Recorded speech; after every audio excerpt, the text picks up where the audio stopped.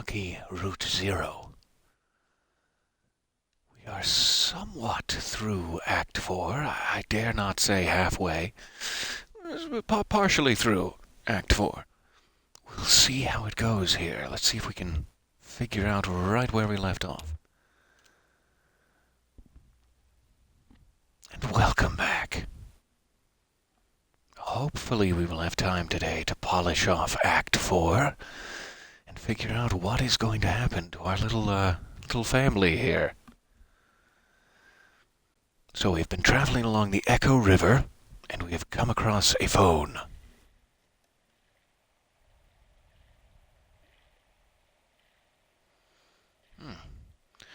I guess we're going to be here for a minute. Looks like they have a few calls to make.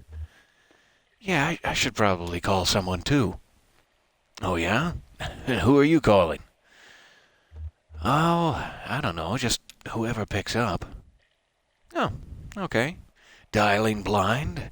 Could ruffle some feathers like that, kid, especially this late at night. What would you say to a stranger you can't even see? I ask them if they've seen my folks. Fair enough. Oh, okay, yeah, good luck with that. Well, I guess I'll head back aboard. Let's see if I can find any of the good stuff stashed in the, I don't know, maybe in the spice cabinet? Maybe in the medicine cabinet? That's where it belongs. Anyway, hell, who am I talking to? Don't listen to me, kid. I'll see you in a few.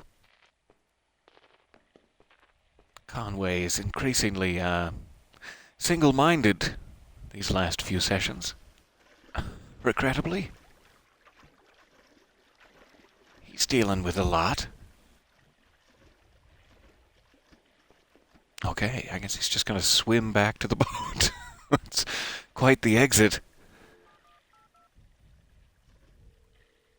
It's Will's turn on the phone. You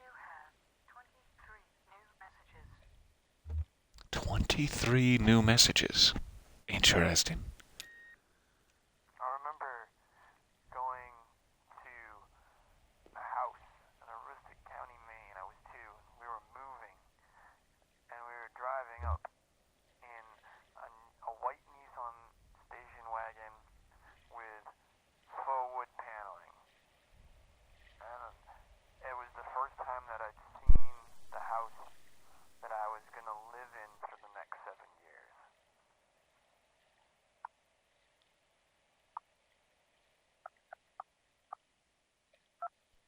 So sorry, I'm off here sipping.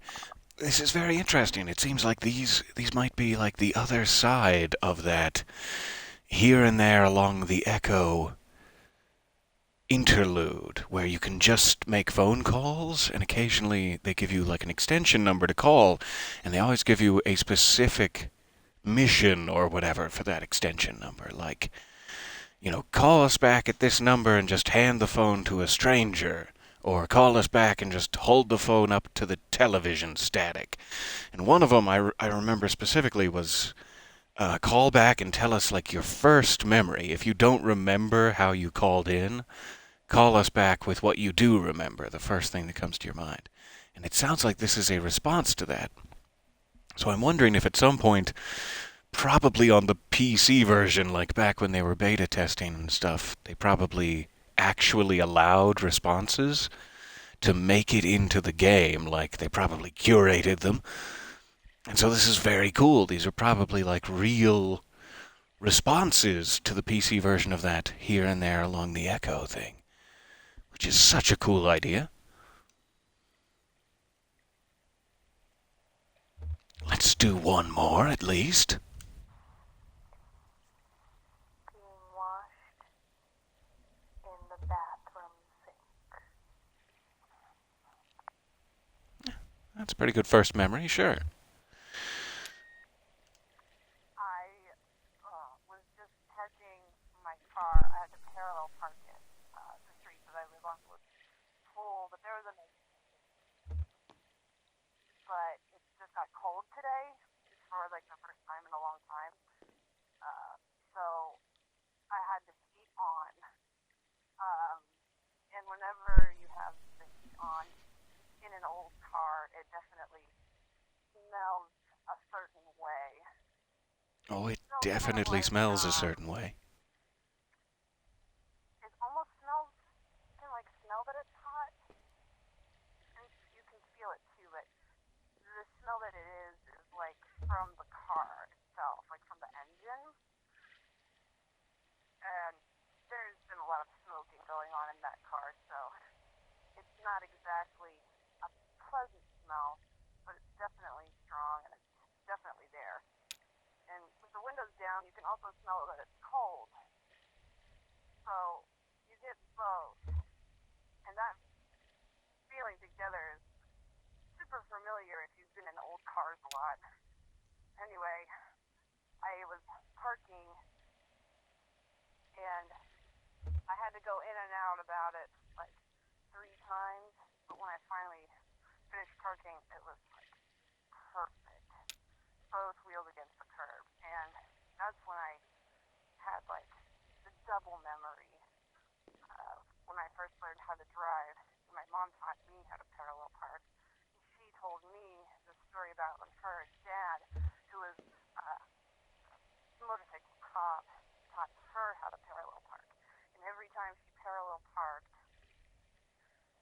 he would take out a dime, and if he could fit the dime between the wheel of her car and the curb of the street, then she had to do it again. Uh, she didn't do that for me, but every time that I got upset about having to do it again, she would This is tell me like that shockingly I didn't have to pay revealing a dime.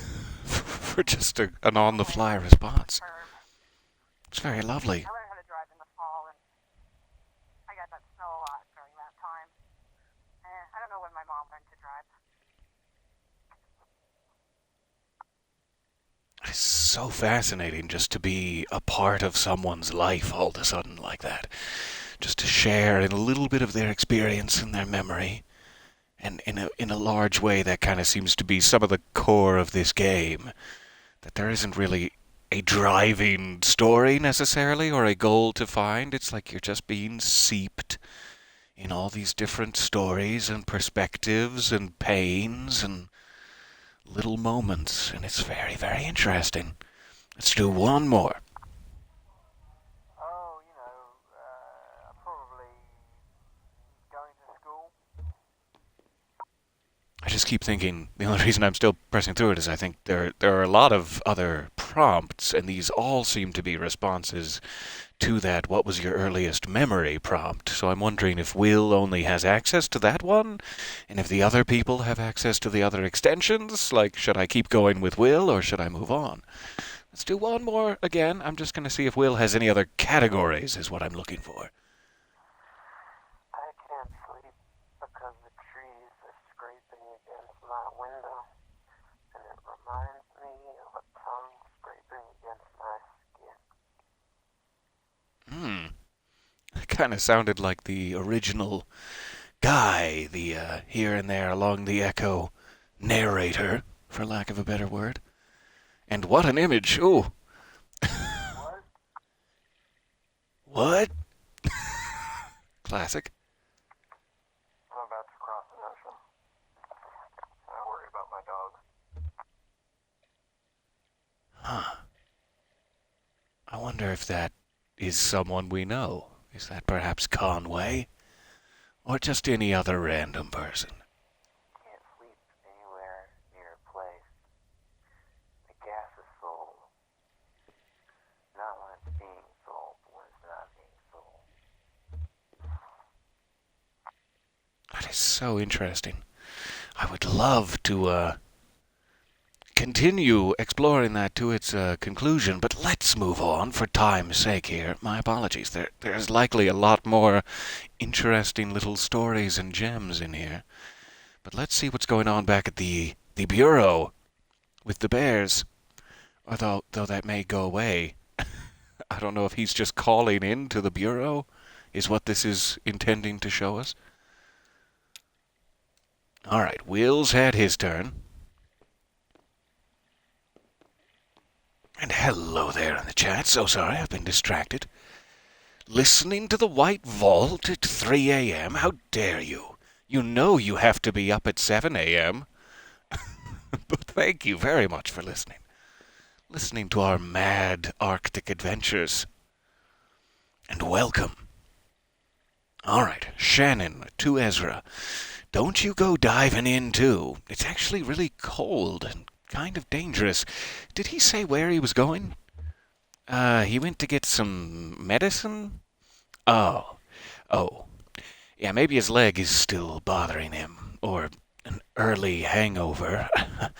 I'll have to tell him I have some more painkillers in the truck. To Will. So, any important messages? Yeah, every single one. To Ezra. Where are you headed tonight, small man? Oh, I don't know. Eh, good for you. Shannon. We met Ezra earlier tonight, and he's been very helpful. I'm hoping we can return the favor once we get back above ground. Poor kid was sleeping at the bus station and just lost track of his folks.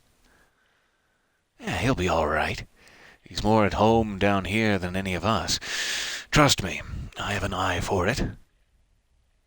Oh, if you say so, Will. All right, it must be Clara's turn, or is that Kate? Perhaps Kate. I'm mixing my C names. Kate, thanks for calling. This is someone named Summer, a new character. How are you feeling, Summer? Oh, pregnant. I couldn't get settled in bed, so I was just watching TV. Some cooking show about high-concept junk food, and everyone from my high school chemistry class was there, making cupcakes out of old bicycle parts. I think I might have dozed off a bit, actually. Oh, you think? Honestly, this baby can come out just whenever he wants. I am completely over it. Oh, good for you. You sound really confident. Oh, it's all an act. I'm actually.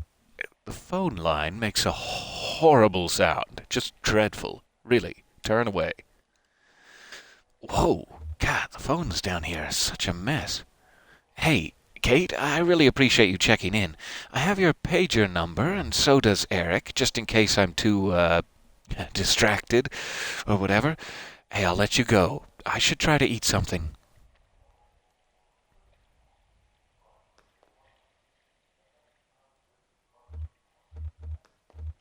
She's giving out mycological advice.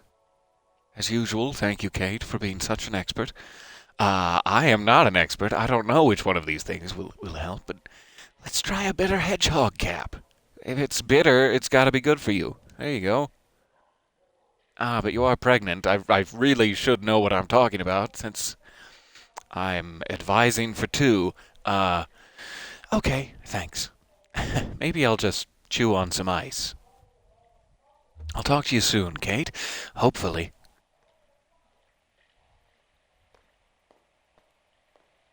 All right, just checking in on a client. Did I mention I'm a birth doula? Wow. How does that fit with being a tugboat captain? Oh, some women choose to come labor on the boat, actually. For the rest, I have a backup, just in case I can't get back to dry land in time. I've been lucky and only had to lean on her a handful of times out of several hundred births. You'd never believe how many people are just born all the time. It's wild. Is everything okay? Yeah, everything's great. It sounds like she's ready.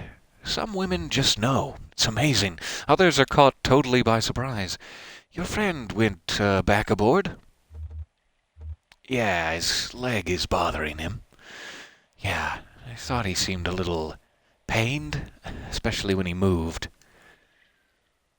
Especially when he breathes or exists for any period of time, yeah. So this must be Clara, if I'm remembering correctly.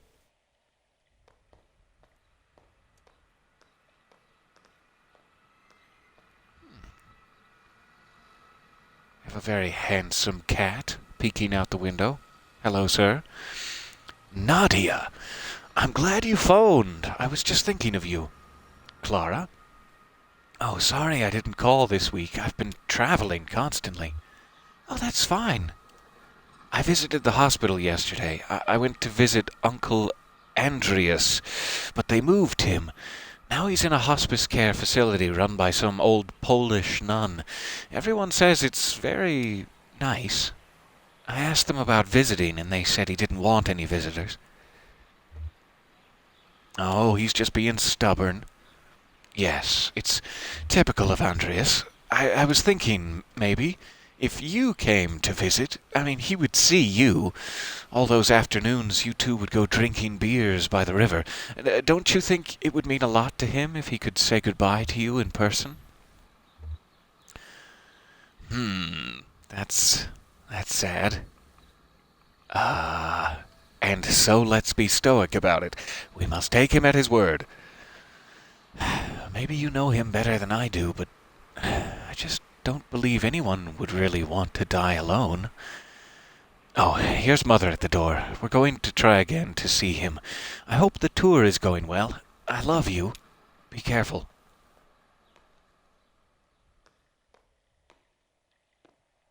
People are dealing with, all kinds of things all the time.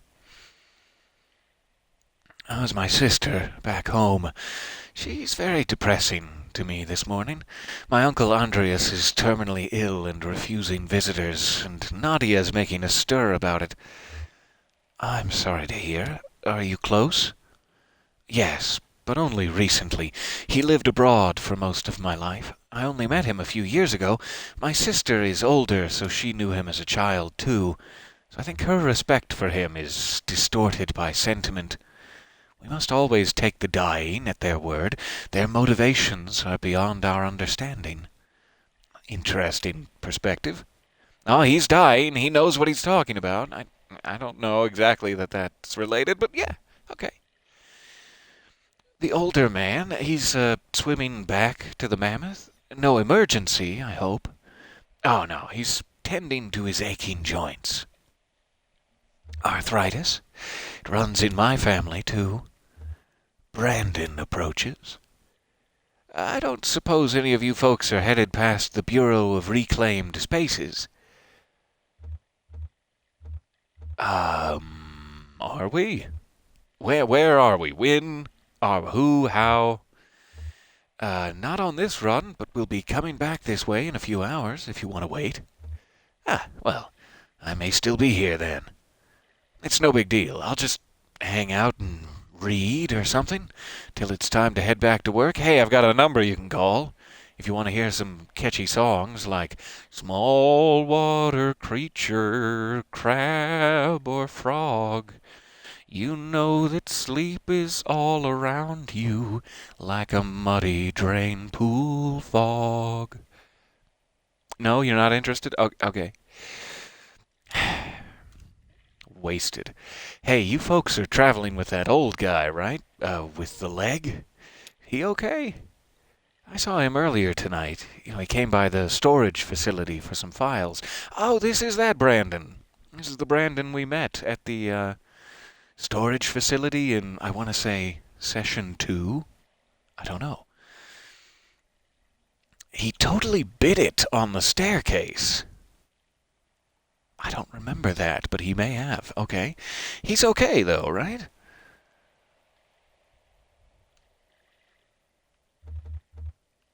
Yeah, he just seems preoccupied to me, really. Yeah, I got that feeling, too. Back at the storage facility, he was asking a lot of weird questions, and he seemed distracted, like, spiritually?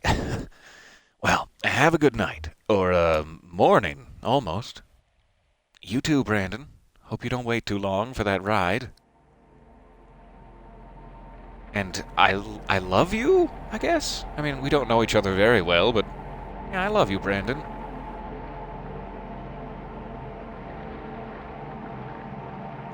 So we're still drifting. We have no control over where we end up or where we stop. That right there is Ratliff Monuments. If you ever need a headstone carved, for a loved one, I mean. Violet Ratliff, never married, nevertheless bore 6 children. That's Earl, Kelly, Barbara, and young Earl, and Beauty. And for each birth, she locked the doors of Ratliff Monuments for only one day, even with young Earl when she was in labor for 36 hours. Oh my gosh. So out of the 36 hours she was in labor, only 24 of them she wasn't actively working. What a shame. Well, that's what folks said. I met her, and I believed them. She had the unyielding disposition of a cliffside. None of Violet's children had any desire to go into monument making. You see, Beauty thought it was all just a bit ghoulish. And there's some truth to that. Very little demand for monuments to the living, after all. The run of the shop fell at last to young Earl, the only Ratliff still at home when his mother finally passed at 82, and who then had the honor of engraving her headstone. He's done well, for the most part. You see, it all went badly when the shop was damaged in a flood several years ago. The showcase, a mock cemetery out front, was mostly washed away, stone monuments bobbing violently in the first torrents of the flood eventually sank and spread along the channel bottom downriver. An elongated graveyard for no human loss, visited by eyeless fish and adorned with indifferent wreaths of algae. This is haunting. I am haunted by this imagery. Okay, moving on. If a few stray stones ended up at the bottom of Lake Leth, too, well, we'll never know.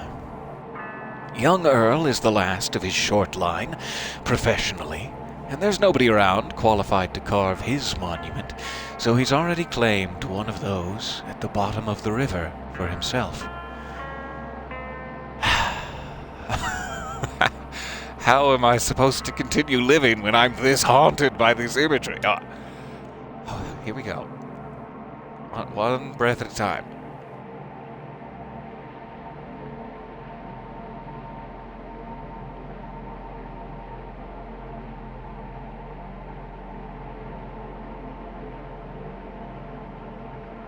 You come upon the boathouse. It's rickety.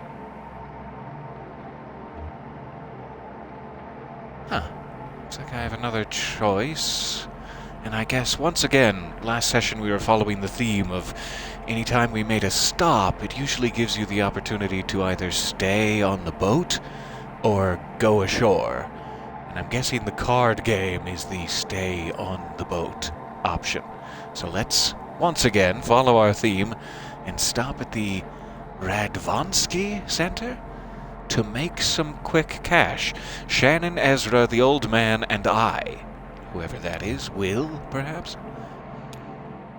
Let's do it.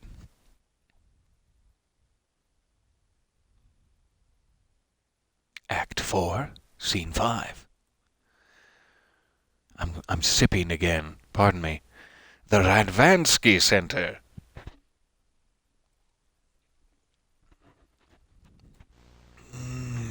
That's not gaseous. That is liquid. I shouldn't have breathed it. Okay. Mimi, good morning. Or good morning? Jen, Bags isn't feeling well. A long night. Mimi, poor kitty. What are you watching? Oh, security tape from last night. Daryl left the lights on again. Should we slash his tires, I'll leave a stern note on his desk, at the very least. Spare the rod. So, what are we doing today? Right, this is weird. So you know that old vending machine? The one that only has tomato juice? No, the old one they just stopped refilling. Remember, we rolled it out onto the dock last August, and some scavenger stripped it for metal in the middle of the night.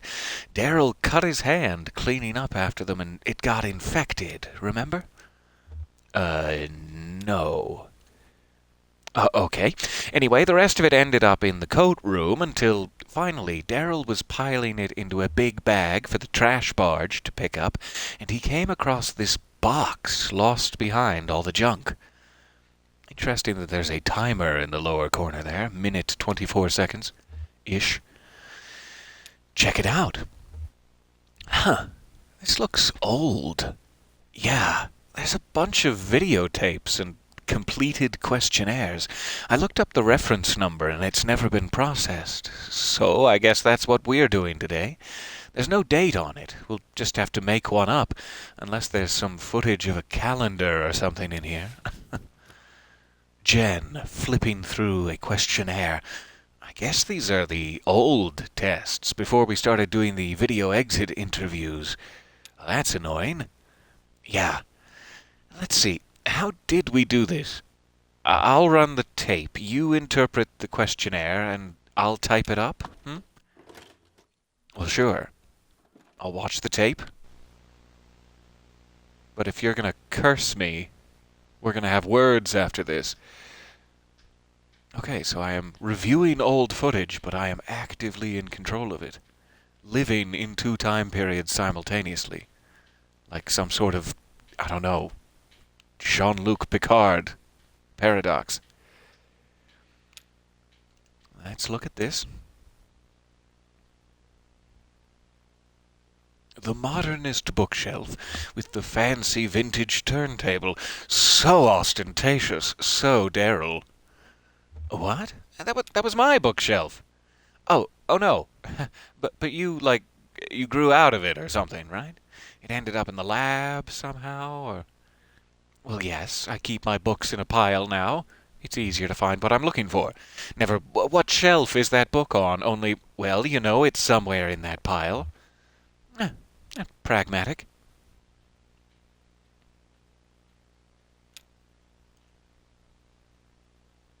Wow, I haven't seen that poster in a while. I think that was mine from college. Yeah, definitely. Oh, right, Daryl swapped it out in the redesign. Now it's, what's there now? Yeah, it's, that's weird. I can't picture it either. I mean, I can picture the wall, and there's definitely something hung there. Ah, man, that's gonna bug me. Want me to go look? It's just down the hall. No, it's okay.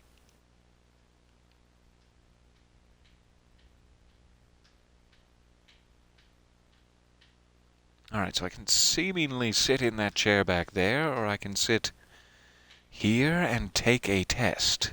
A questionnaire, perhaps. Let me keep looking around just a bit.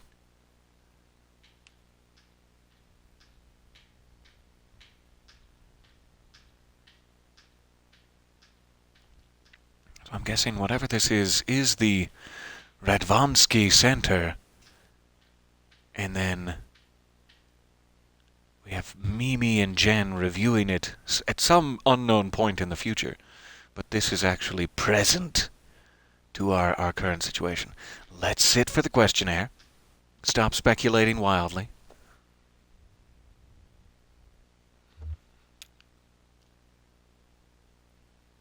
Alright, Mimi. This should be some basic information and the first control test. Subject's general disposition. Jen looks over the questionnaire document from the envelope. Question: why are you here? Response: the other passengers said we could make some quick cash taking these tests. Pragmatic. Demographic category. Question: what's the first thing you remember?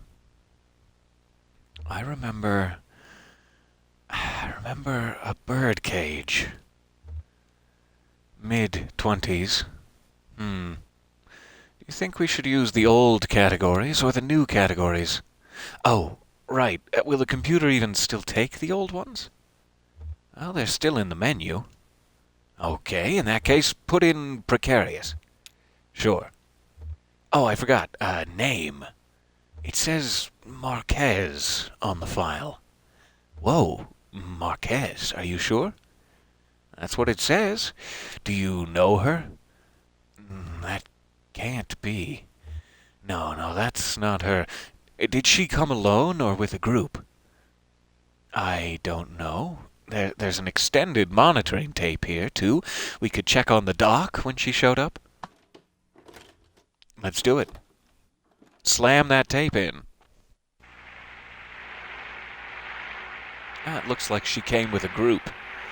My eyes don't deceive me. Mimi. No, no, definitely not. Oh, she's traveling with one of those creepy distillery guys. Hey. Not yet, she's not. There's another one of those weird star things floating in the water back there. I still don't know what those are. But they must be somewhat important to keep showing up in the periphery. Him? Nah, he just looks like some old drifter. Oh, maybe you're right. It's hard to tell in this light. Oh, it's, wait, who is that? That guy in the hoodie. What? I've never seen him before. Really? He looks so damn familiar. I thought maybe he was a former intern or something. Yeah, he's a little old for that, right? No, I don't recognize him. Sorry. You're all deja vu this morning. Spooky. I'm sorry, it's just one of those days, I guess.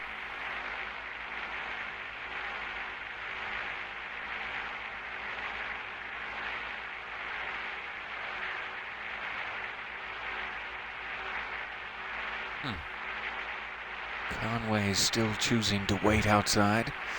Huh. I guess the old man is on dinghy duty. A noble assignment. So, who was this lady? Oh, right. Well, do you remember WEVP TV? No. Okay, it was a community television station. The Consolidated Power Company had to fund it as it was like a punishment for owning too much of the broadcast spectrum or something. Oh, they used to screen your videos, right? Yeah, it was like a co-op. I don't know. I did some maintenance, and they gave me a slot to show my work. And they had that naked banjo guy late at night. What? Yeah, that's mainly what everyone remembers. I guess their whole mandate was community expression, even if that includes the naked banjo guy. He's part of the community. He certainly was expressive.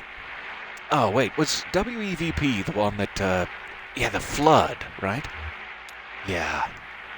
Damn. So, Shannon Marquez, did she have a naked banjo show too? What? No. Let me guess. Back to the questionnaire. Question, which of the following sentences best describes you? Well, I am certainly this. But let's do I grieve for fading memories. It has a certain poetry to it. She did the weather. No, I've never heard of Shannon Marquez. No, it was a Weaver Marquez that I knew. She worked at the station for a bit, and then she left on kind of weird terms, actually. Anyway, where were we? Hello and good morning. So nice to see you in the chat there. Welcome back to the route.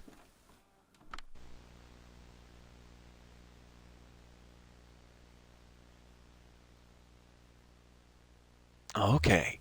How do we rank her from the control test? Question. Without turning around to look, please describe the following objects. Bookshelf. Response. It has, I want to say 4 shelves.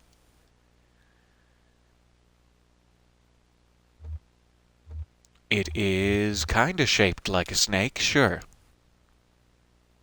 And it reminds me of a library.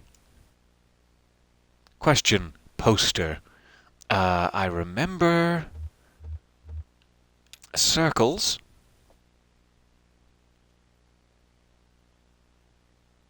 I have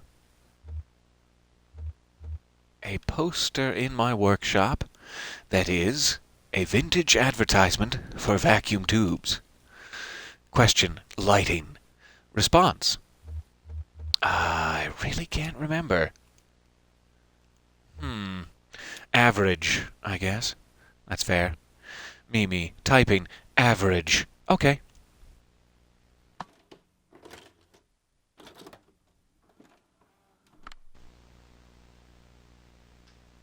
Hmm.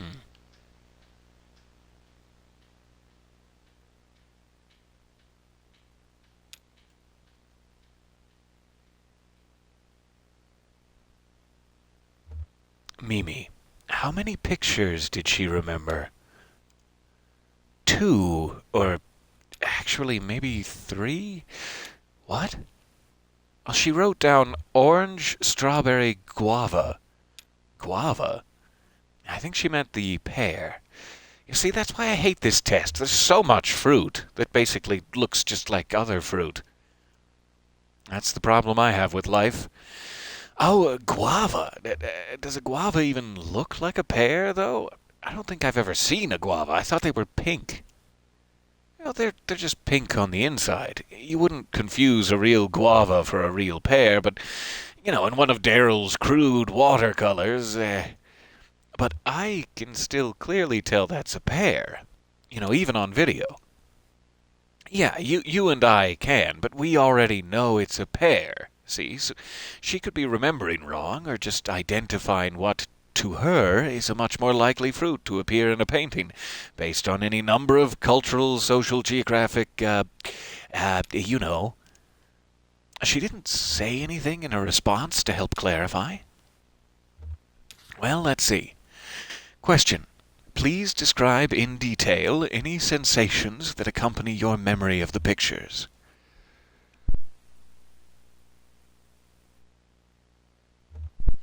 I believe I remember the way the fruit tastes.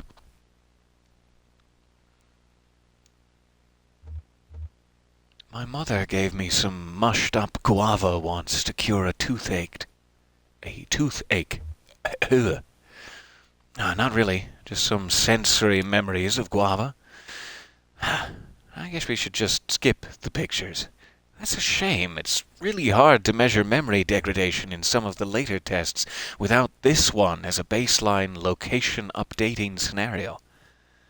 I've been saying we should just use photographs. Watercolor paintings already have the quality of a half-remembered dream anyway. Like they're inviting you to forget them, or somebody else already forgot them for you. It's like a mama bird feeding her chicks cotton candy. I hope she's not salivating too much. Photographs are, well, it's not that they're really more accurate or true, but, we think they are.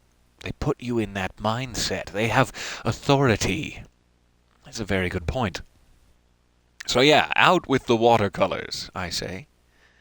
But then poor Daryl would have nowhere to exhibit his work. Jen makes a noise. Let me see here. I'm pretty sure that was it. All right.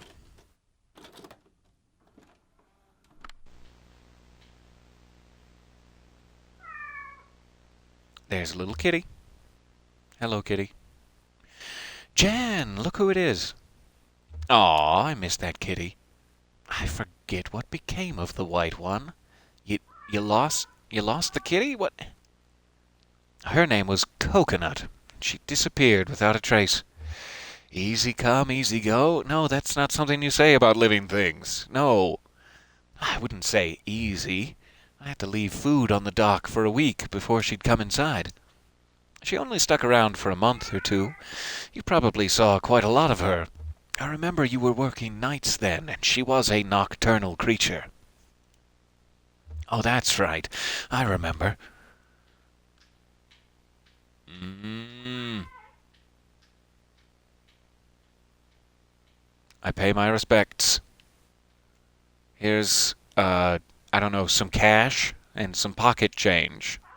to show that I understand who's in charge here. You enjoy. If you need me to feed you any cotton candy like a mama bird later, you just let me know.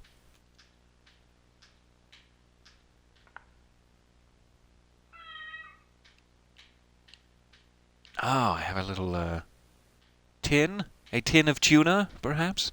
A tune of tuna?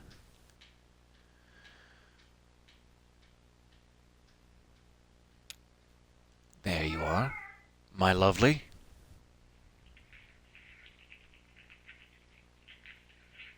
Oh, could have gone the rest of my life without hearing that sound effect, but moving on. Wait, I don't remember this test. Oh? Did we cut this one? What's the questionnaire like? No, this is just sometimes if I can't make it in for a few days, I might leave a note to feed the cats. For the test subjects? Wow, how do you know they'll do it? Well, I write it on the university letterhead. Jen, that that is unethical. At least I don't use university property and research equipment to make weird video art. Mimi? What do you have to say for yourself about your weird video art, Mimi? Oh, very well then. I contradict myself. I wonder which is the nobler transgression. I'll settle that question. It's nobler to feed kitties. You got it. Oh, here's another extended monitoring tape from the waiting room.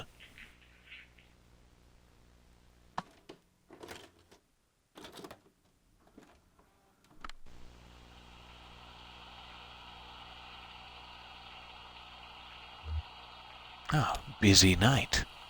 Huh, there he is again. Sleeping. Where do I know him from? It's going to drive me up the wall. Does he work at the university, or... Oh, that sounds familiar. Yeah, I think he might have worked there a long time ago. Maybe when I was an undergrad. Ah, the Paleolithic. I thought he looked a bit rugged. Oh, that's right, Jen. I went to college during the Stone Age. What was your major again? Fire. I don't think he was a professor. Maybe staff? It's been so long.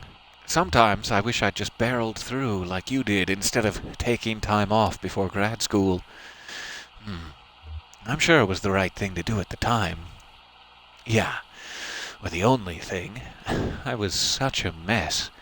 Did I ever tell you about that? My boyfriend died suddenly in my last year of college. Tell us about it, Mimi, if it's not too traumatic. Oh, poor thing. That's okay. It was a long time ago. But yeah, it really shook me up. Back then, he was studying astronomy. We were both really into experimental music. We took a few art classes together. That's so sad. How did he... I'm sorry, never mind. No, it's okay. That's the thing, actually. I mean, that's what shook me up about it. It was just this random accident that never should have happened, and so sudden. You never could have seen it coming. He was back home visiting his parents, and he fell off a roof. Ah, I'm sad now. Sounds like her boyfriend is very likely Lysette's son, Charlie. Conway has a partial connection to him falling off the roof. Damn. I know what you mean. You can't predict that kind of, what do you call it? Freak accident kind of thing. My psychiatrist says that's why I'm such a pessimist. Well, I think you're remarkably upbeat, all things considered. I mean, you know, that thing with your boyfriend and the roof, but also what happened to the TV station. Acts of God, you think? No, I mean, that's what you call it. That's what you say when well, it's nobody's fault. Nobody's fault but God's.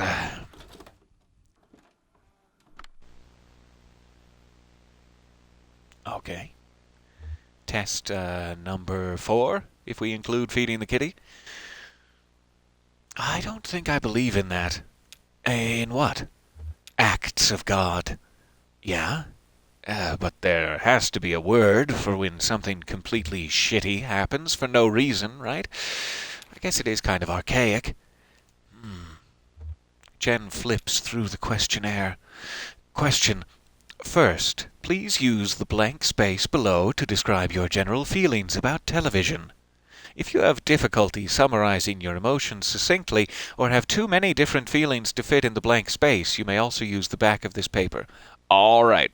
I'm going to lick the pencil and we're going to go on a 6-page essay about Fraggle Rock. Here we go. Do we have time? Yeah, we have time. Let's go. Okay. We'll just keep playing the game. Okay, response. I probably spend too much time watching television. You were asked to watch several videos. How many of the videos did you watch? All of them? I do what I'm told. Jen, speaking of the TV station, you were saying something earlier about that other Marquez girl. Oh, right, I was talking about Weaver. Yeah, what exactly happened with her? You said she left on weird terms? Yes, so actually she just stopped showing up. And that was pretty normal. It was all volunteers, right? Community television? Yeah, so people didn't really give much advance notice. I mean, they just got bored and drifted away. It was more like an art project than a job for most people. Weaver Marquez helped manage the archives, like filing and sorting old tapes of broadcasts. I think she was pretty smart. She probably could have been more help fixing equipment or something, but she seemed content just to organize tapes. Nobody ever talked to her much, so when she left, no big deal. But then a couple months later, we started getting these bizarre, I don't know, interventions? What do you mean? All right. Because I said I watched all of them, does that mean I now have to watch all of them? Okay. I do what I'm told.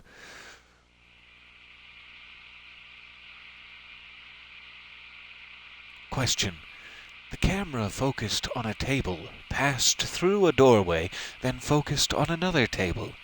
Which object present on the first table was also present on the second? Hmm.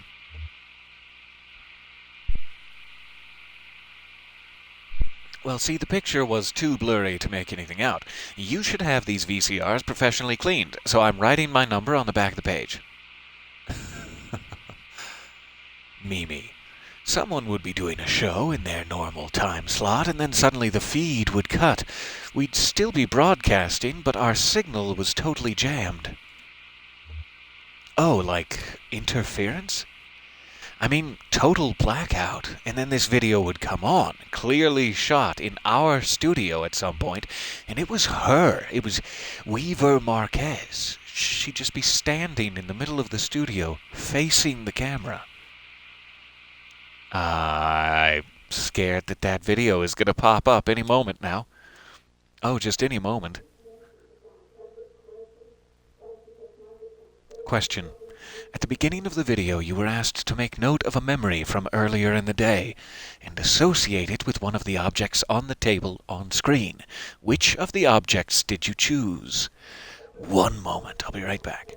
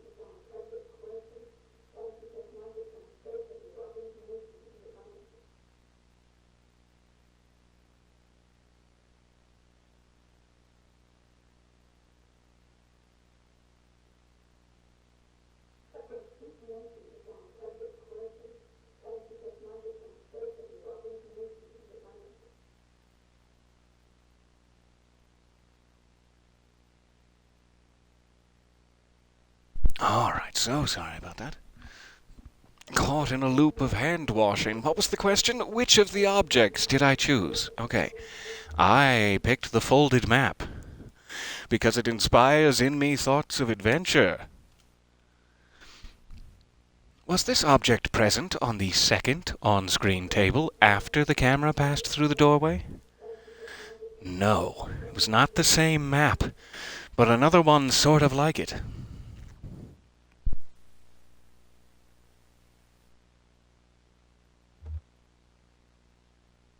It's a bit fuzzy in my memory. This is Mimi, but I do remember the sound, this awful hum.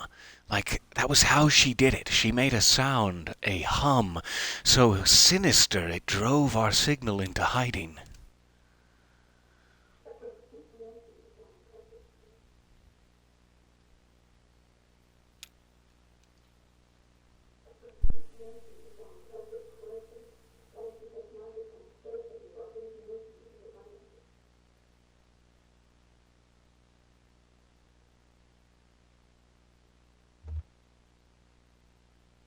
Okay, you were asked to make note of a fond memory from childhood and associate it with one of the objects on the table on screen. Which object did you choose? A fond memory from childhood, well, there's nothing fonder than the sight of an empty bottle. An empty bottle of Jack Daniels after a hard day of being a child. A question. Was this object present on the second on-screen table after the camera passed through the doorway? No, this time I don't remember. I forget. I don't think so. So then there were these on-screen captions. See, exactly the same every time. I don't remember what they said. Something creepy. Wow. All right, we're making it through. 3 televisions left. Hold on to your tool belt. Question. The video began in one room and passed through a doorway into another room. In each room, a piece of music was playing. Was it the same piece of music in both rooms? No, they were different. Was the music in the first room optimistic or pessimistic? In the first room, I think it was pessimistic. Question, was the music in the second room optimistic or pessimistic? It was optimistic. Mimi. We had a title maker at the station, but it was a different font. I guess she recorded it at WEVP and then took it somewhere else to add the captions? I don't know. We all did a lot of speculating about how she made the video, why she made the video. Yeah, I mean, why not just broadcast it normally? It was community television, right? It couldn't have been any worse than Naked Banjo Guy. God, nothing was worse than I mean, yeah, exactly. Some people thought it was a protest or something, but I know she didn't have anything against the station. To me, it felt kind of urgent, like she would have done her broadcast through the proper channels, but something came up. A crisis or something.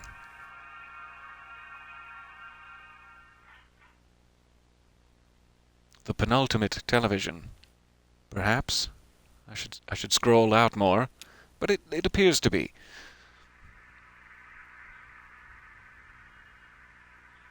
Question. The video began with footage of outside of a building and then entered the building. Was it day or night outside? It was night.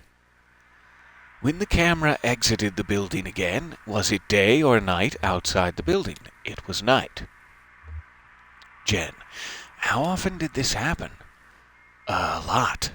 Dozens of times. It went on for years. We even thought about asking the police to look into it, but it's so hard to locate a pirate signal. I mean, it could come from any direction, you know? It's all just waves. Exactly.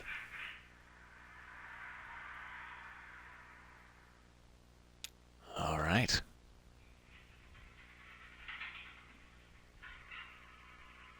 Question. The camera passed through several doors, which with inscribed labels. Please write down the sounds you heard as the video passed through the doors with the following inscriptions. Travel. When I passed through the travel door, I heard footsteps. Nourishment. Sort of clink like coins falling into a cup. Sleep. A diesel engine idling. Mimi. Weaver's video showed up again right before the flood. Actually, I think it might have been the last thing we ever broadcast. We did not get ambushed by Weaver in any of the televisions, so here we sit.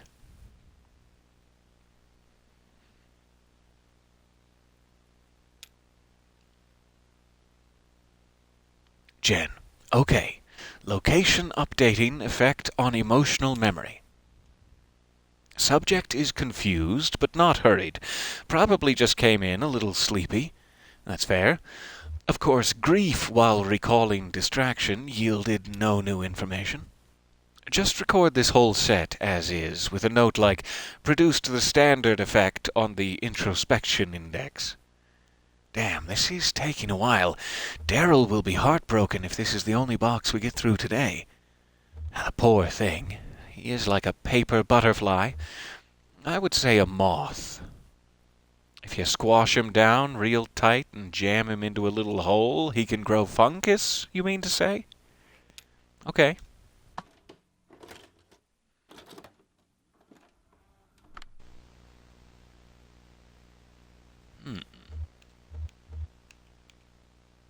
Oh, it's right. Oh, look. Can you read the date? Damn, I can't read it either. It may not have even been current. I remember for a while we had a calendar up that was like years behind. I think Daryl just liked the picture. What was it? Best friends? Every month there was a different pair of animals that were friends. Aww. Oh, that's adorable.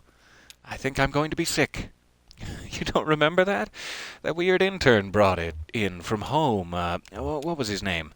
Who?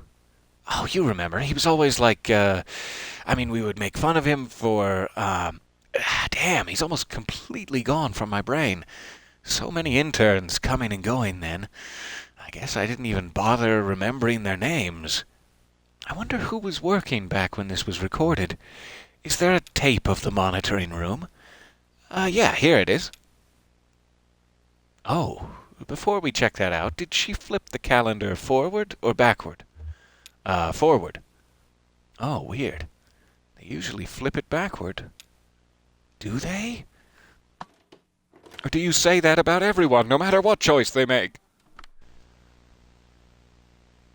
Oh, Kitty was monitoring. Good for Kitty. Is that Ezra?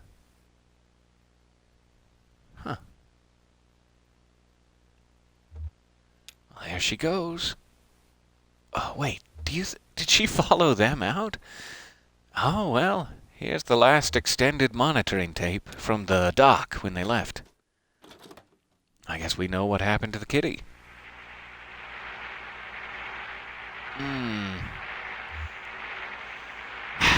Conway. This crowd you're hanging with, though.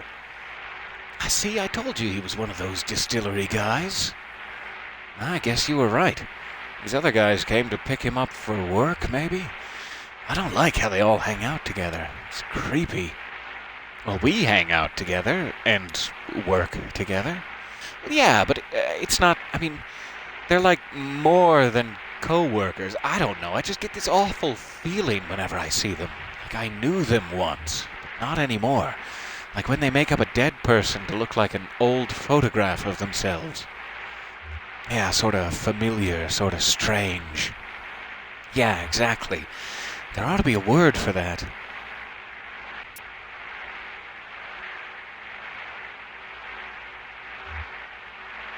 Well, bye, kitty. look like nice enough people. I'm sure she's very happy with them. Yeah. So, this has been a bit of a memory trip for you, huh? I bet you didn't expect those old tapes to stir up so much. How does it feel for these people to come up again? Weaver Marquez and Wise Will, I mean. Wise Will. That's an interesting name. And, what was your boyfriend's name? The one who died in college? Charlie. Yeah. It's kind of a bittersweet experience, actually. Like looking at photographs of people who've died or moved away. People that are gone. Gone, but not forgotten.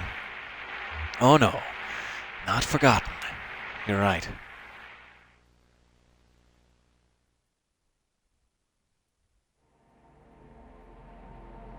Back on the river.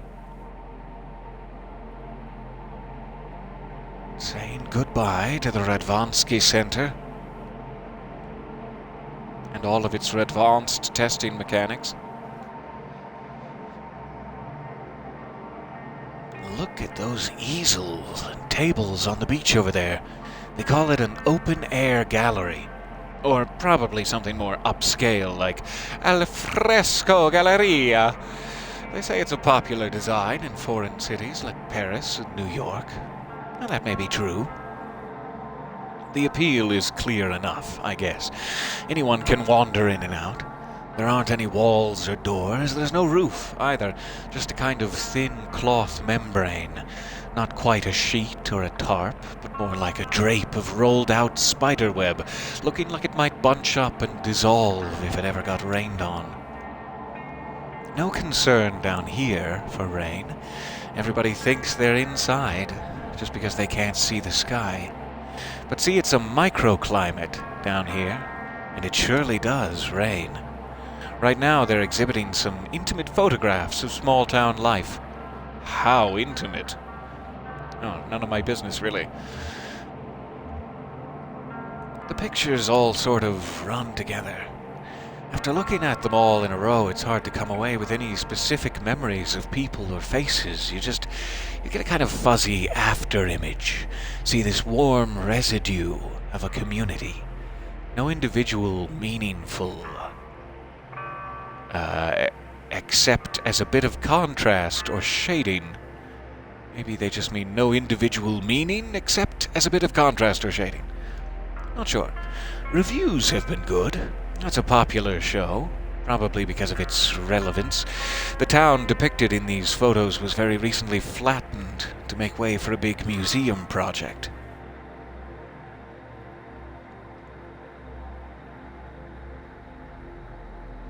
I imagine a large man smoking a cigar shouted, "Flatten it!" at one point. It was all very tragic. It could be some trees, or it could be... something else. Okay, took a nap. I'm assuming that's again stay on the boat, so let's help forage for mushrooms. Ezra helped Kate forage for mushrooms.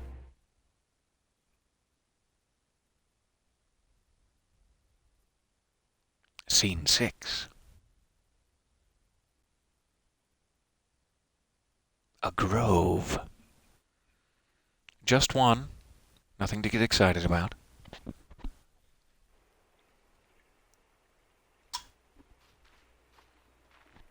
Oh, that's lovely. All right.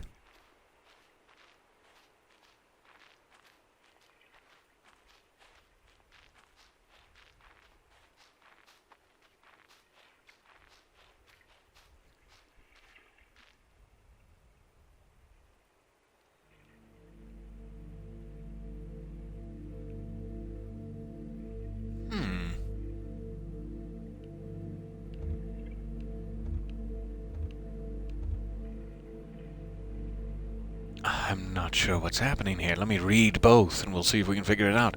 First option is, she lit a second cigarette with the embers of the first.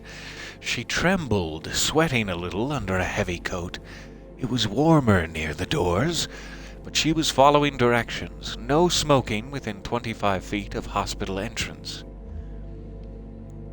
Second option is Kate gently rolls a fallen branch and plucks something white from the underside. She holds it up for Ezra to examine. So I guess it's sort of, do you want her to be in the moment or do you want her to be thinking about the past? I'm interested in the past.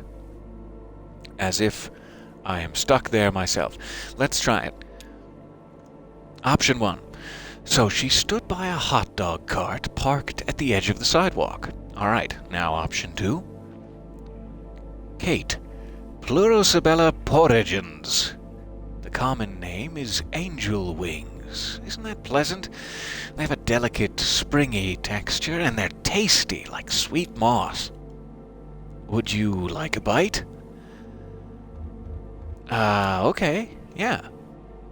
Ezra takes a small bite and ruminates. What do you think? Is it supposed to be spicy? No. Go ahead and spit that out. That's okay. My mushroom hunting mentor told me it's useless to pretend to know mushrooms. They escape your erudition. The more you know them, the less sure you feel about identifying them. She taps the cover of the small red book she's carrying. That's why I always bring my favorite guidebook. Kate points to a small mushroom growing in the dirt. Oh, here's an important one to recognize, though. Look, see the sort of greenish pallor of the cap? Amanita phalloides. That's Greek. Amanita means mushroom, and phalloides means... never mind. I can only guess. It smells like honey. Yeah, sort of nauseating though, right? Like sickly sweet. Death cap. That's the common name. It's killed a lot of people, this little mushroom, including a few Roman emperors. It's a revolutionary. Even the Buddha died from eating a mushroom when he was very old. That's just what they do. See, clear away old things, make room for new things. It's pretty important, right? I've always thought they deserved a little more respect. Would you like to help me look for a few more? I have a sort of shopping list. Great. Look for... Actually, just grab any mushrooms that catch your eye and throw them in this bag. Let me know when you're done and we'll see what you've got. And have fun. That's the second rule of mushroom hunting. The first rule is ask Kate before eating anything, okay? Good rule. Okay, cool. So now it's like, Ezra on this side, Kate on this side. Let's start with Ezra. He pokes around the base of a cypress tree. A brownish clump of mushrooms feathers out from the base of the cypress tree. A few feet above, several pale blue puffs cling to the trunk. And now he's thinking of his past, perhaps. He didn't like to play in the house. It was always too cold. It seemed to store up the cold at night and then slowly discharge it into his bones during the day, while the sun bounced feebly off the windows. But he liked to play in the woods behind the house. The woods were full of deer. His dad said the deer liked best to live on the edges of forests. Recent development in the area had created a lot of fresh edges, so they massed here and sometimes ran into the road. Check in with Kate. Kate digs in a bare patch of dirt. It's a bit muddy from flooding or the general dampness of the caves. She finds two promising specimens, a spotted brown cap and a dense bundle of dark ridges. The hot dog vendor tried to strike up a conversation with some immediately too personal questions. She decided to give him the benefit of the doubt. Maybe he considered it part of his job, she thought, to offer his customers some kind of counsel. Maybe it was to salve his guilty conscience for selling junk food outside a hospital. Kate inspects the dense bundle of dark ridges. Dark brown ridges and folds cover the surface of the mushroom. It has a pleasant, almost fruity smell. Kate leaves the dirt and examines some tree roots. She spots a couple of intriguing growths along the roots of the tree, a speckled white ball and a cluster of softly glowing amber caps. Had she ever tried any alternative medicines? Acupuncture, homeopathy, Ayurveda, magical thinking? She said she'd never heard of any of those things. He fished a stray hot dog out of the pickle jar. Let's jump back to Ezra. Ezra crouches to get a closer look at the brownish clump. The mushrooms look dried out and brittle, almost like tree bark. He heard strange, gruff voices back in the direction of the house, and something that sounded like a choked sob or a sharp rebuke. He kept going. Ezra tears off a piece of the mushroom and puts it in his bag. He closes his eyes and listens to the water and the distant clicking of bats. Back to Kate. Kate examines the speckled white ball. About the size of an egg, the mushroom has no visible stem. It seems to be attached to the tree root by a sticky black substance leaking from a ring of tiny pores. Kate gently pries the mushroom off the tree root and puts it in her bag. Kate tries to wipe some mud off her boot. Oh, you got one? Let's see it. Ah, darn, I missed a little of Ezra's there. I'm so sorry. Now I can't get over there to scroll up.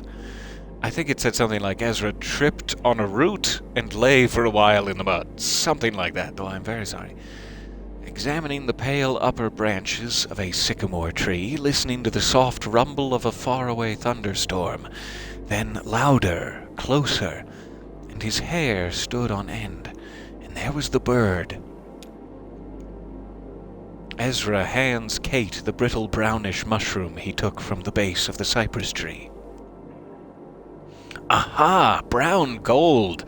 Most people call these sheep's head, but in alternative medicine circles it's better known by its Japanese name, maitake, the dancing mushroom. Apt because you do a happy little dance when you find one. It fights cancer, it supports the immune system, it regulates blood sugar, and tastes like eggplant. This one's a bit old and tough, but it's nothing that can't be solved with a lot of butter. Oh, there's nothing that can't be solved with a lot of butter. Good find, Ezra. I just found this one. Kate takes the speckled white ball out of her bag. These are called bat eggs. See this gooey black stuff leaking out of the side here? I guess somebody somewhere once thought that this stuff looked like egg yolk. And it's, black, like a bat? I mean, I'm kind of speculating. I don't really know why they're called bat eggs. They're not good for anything, really, and they'll give you a bad stomach ache if you try to eat them. I just wanted to show it to you. Kate tosses the bat egg into the water. So,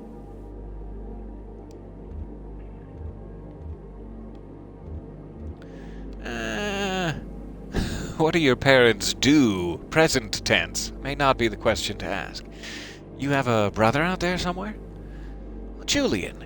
Yeah, he's gonna come find me in the morning after the work is done. Yep, we work pretty hard.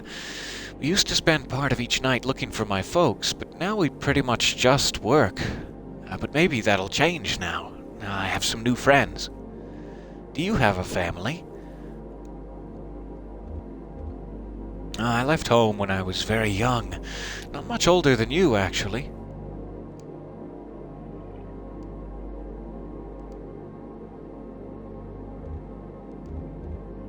I bounced around jobs and shelters, and I finally found my way down to the Echo River. I never looked back.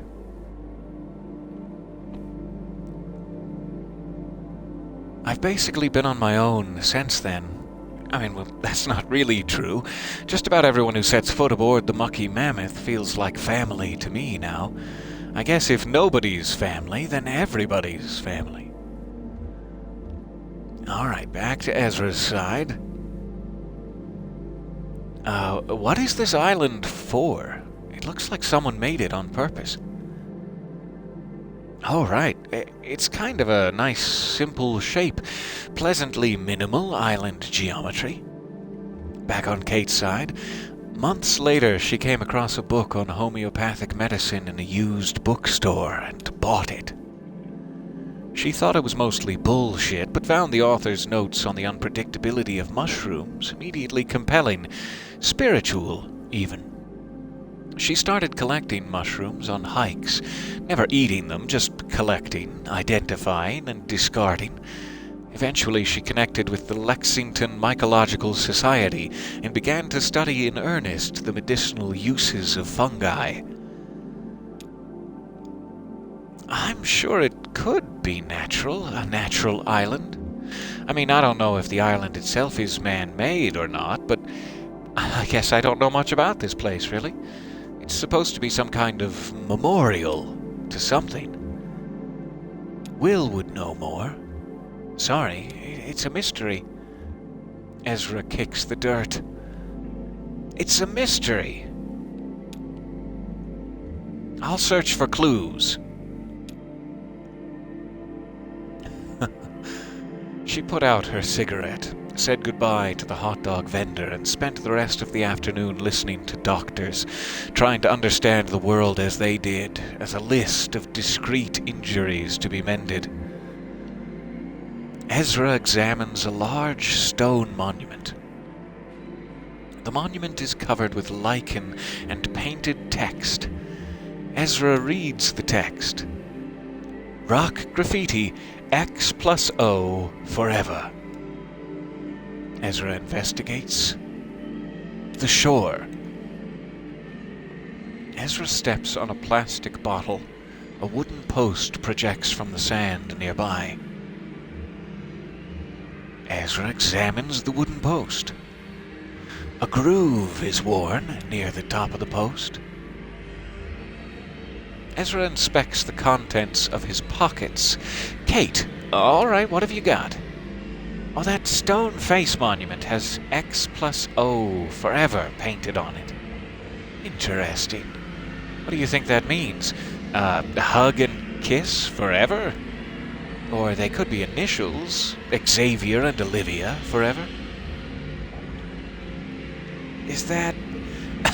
is that the Iron Pariah? We're finally seeing there was like a boat that got taken over by cats. This must be... must be the Iron Pariah.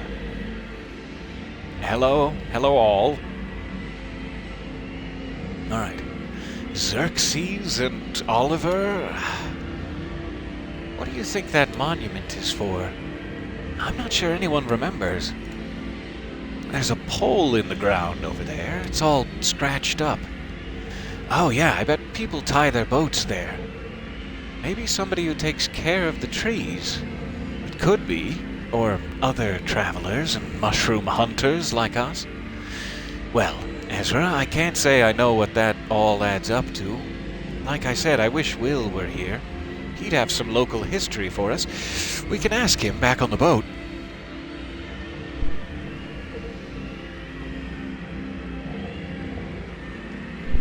Kate and Ezra look up at an old battleship drifting by.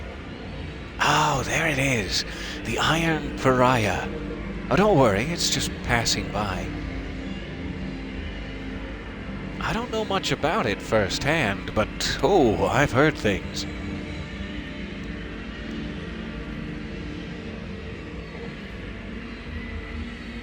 Someone told me she got close to it by accident and heard a strange wailing sound. She was a passenger on the Mammoth. She said she'd been out fishing on a rowboat and got swept up by a current near the cluttered place. Before she knew it, the Iron Pariah was upon her, unimaginably massive, up close, but eerily silent. the only sounds, she said, were the lapping of the lake water against its iron hull and a faint sort of, well, she said a chorus of mews. I'll be damned if I know what that sounds like. Well, we just heard it for about a minute and a half, but yeah. I've never gotten close enough to the ship myself. Maybe we're closer over here where the camera is than the boat was to the island. Maybe they couldn't hear the chorus of mews. I've also heard it was in the Civil War. I guess they had boats full of soldiers and supplies going up and down the Ohio River, and they fought on the river, like boat to boat, with cannons or something, I guess. Machine guns? What did they have? I'm no military historian, as you can probably tell. Anyway, I guess this one just got lost and somehow ended up all the way down here. Maybe it slipped into a cave up north. You know, they're all connected underground. There's another version of the story where it didn't get lost. It was full of deserters. They came down here to hide. Maybe that's why it's a pariah. More mysteries. They do pile up over time as people forget the details. Let me make sure, before Ezra scrolls again, let me make sure I've read that. Ezra's parents shook him awake. They seemed alarmed, but not immediately concerned. They led him back to the house, past the house, into the car. 1 second.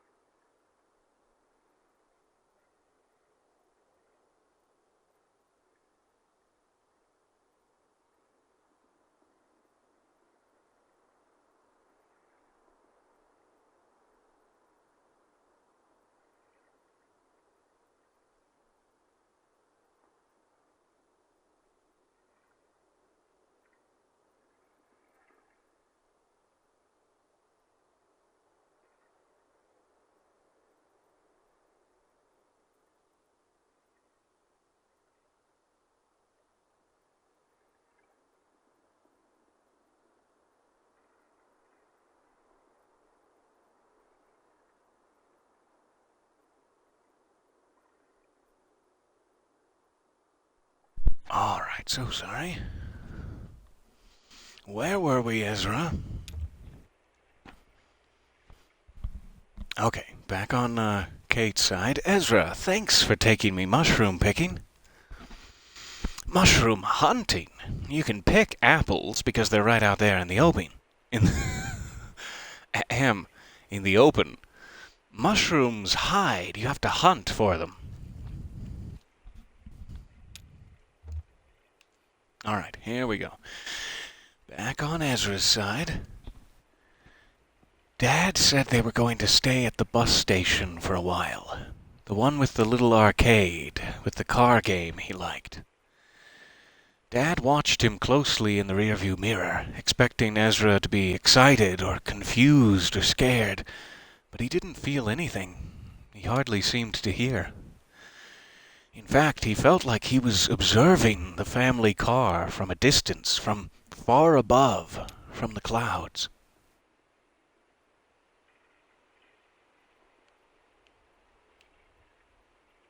It is such a beautiful little scene. A shame to click away from it. But here we go. It's time to go.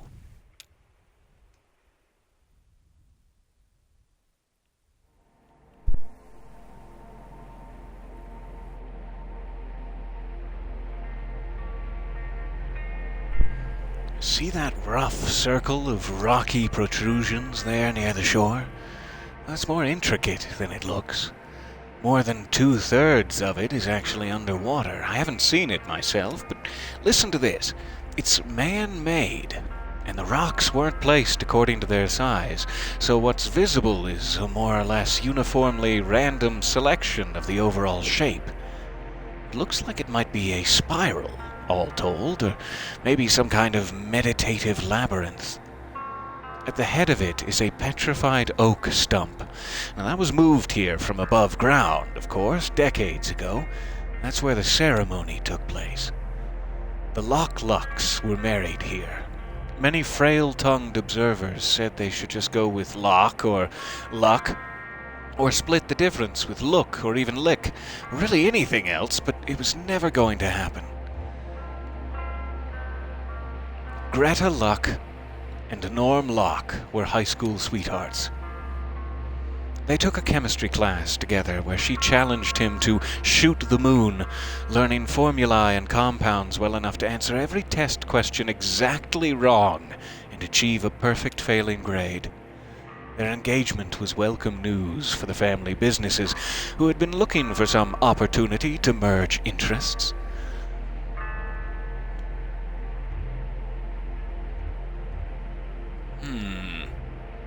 The Locks ran a busy printing press, and the Lucks managed a fleet of bicycle couriers. The natural next step was to start a local paper, what would become the Echo River Evening Record. The ceremony itself was humble and perfunctory, and it must have somehow involved these rocks.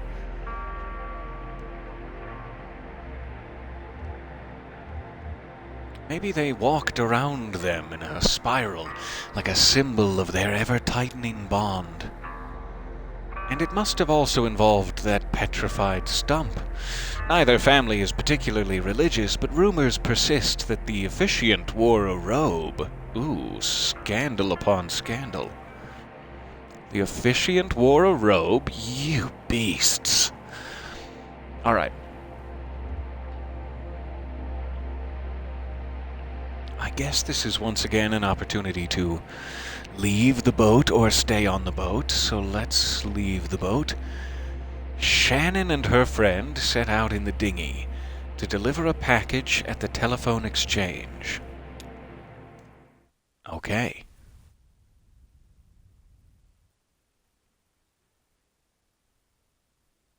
Scene 7. Echo River Central Exchange.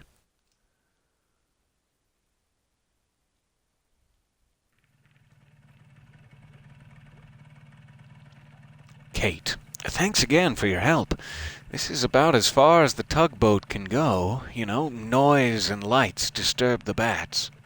I usually send Will, but he's up to his elbows in mammoth grease right now. So, you'll pass through the bat sanctuary, which is really nice, by the way. Be sure to check out all the plaques and stuff for cool bat facts. Plenty of time. Anyway, the Echo River Central Exchange, or, excuse me, Consolidated Auxiliary Switch Number 30. They changed the name when the power company took over. Anyway, it's just on the other side of the bat sanctuary. This package is going to Poppy. She's an operator, the operator. We'll meet you on the other side at Sam and Ida's for our scheduled early breakfast stop. Just follow the river. Can't miss it. Oh, I almost forgot. You may or may not be interested. There's this kind of weird memorial sculpture on your way in, just before the bat sanctuary. I always recommend people at least stop and take a look at it. It's really, sort of... I don't know how to say it. You should check it out. Okay, bye. Okay, bye. Oh, now this is interesting.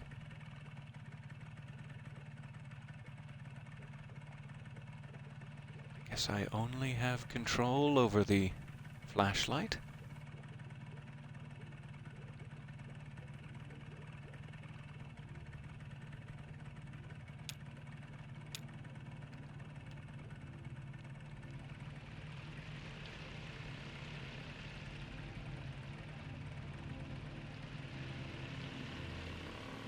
This is so lovely.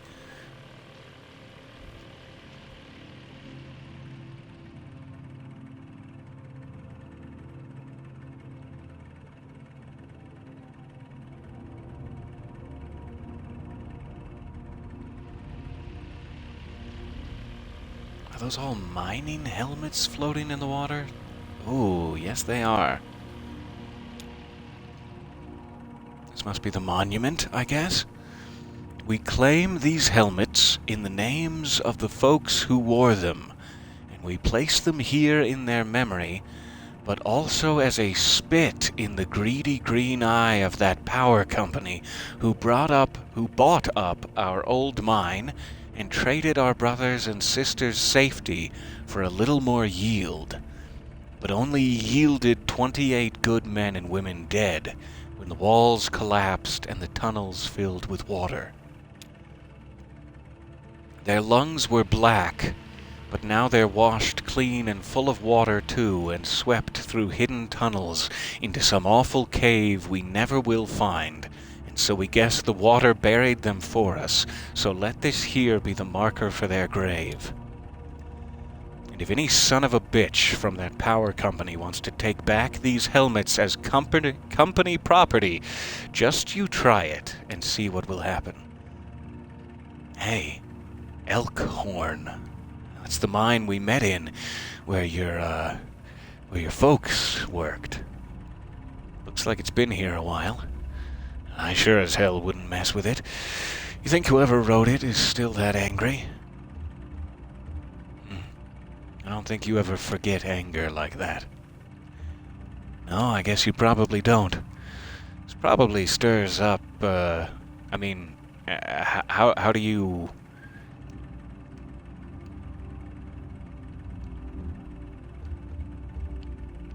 Yeah, it brings back some anger for me, too. Yeah, that's understandable. I guess that's what a memorial should do, huh? Help you hang on to your feelings, otherwise they fade away. It's just what time does.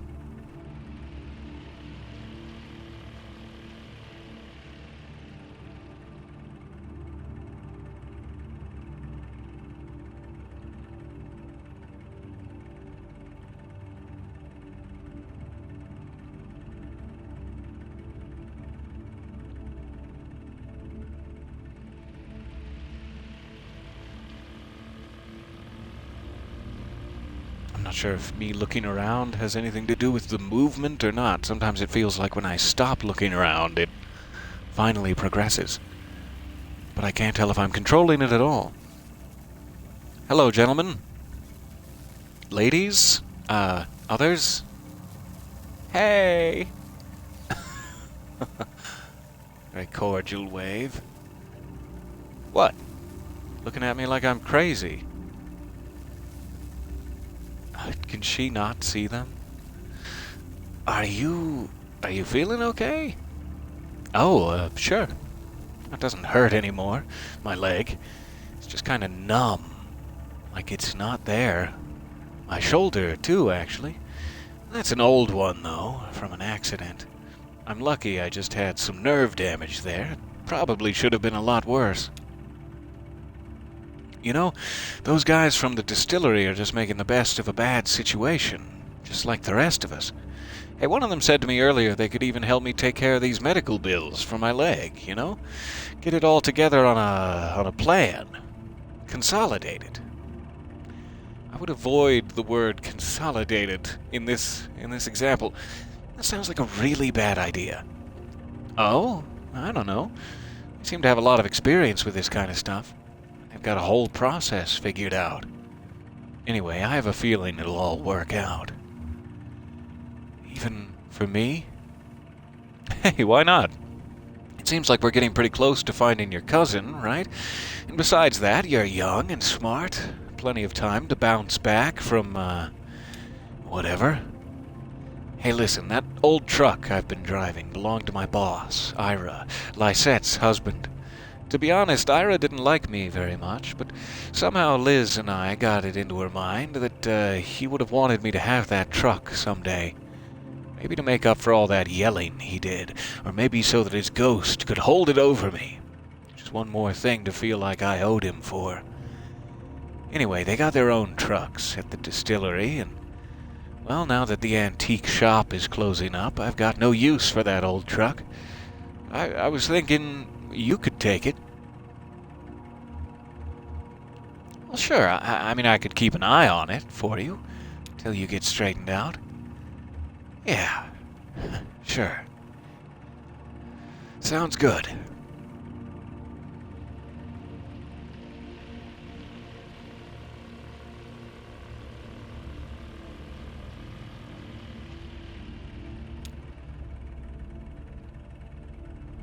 Sign.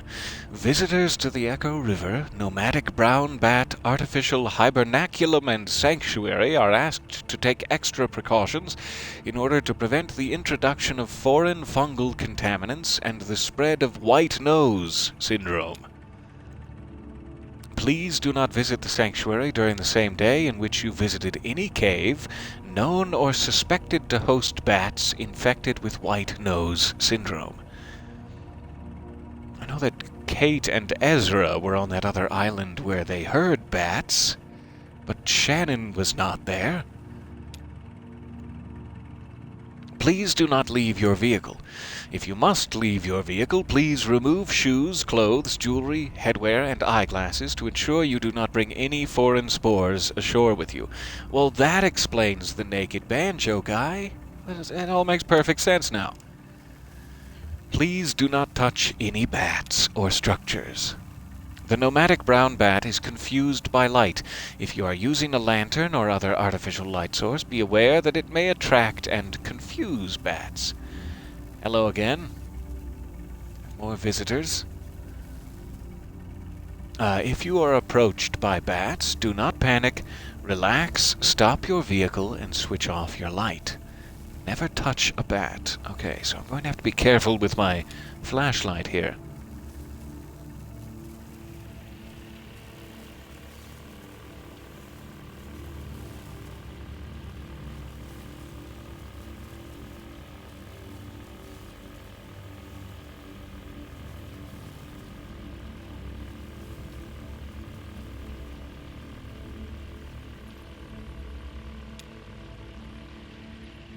I saw a bat.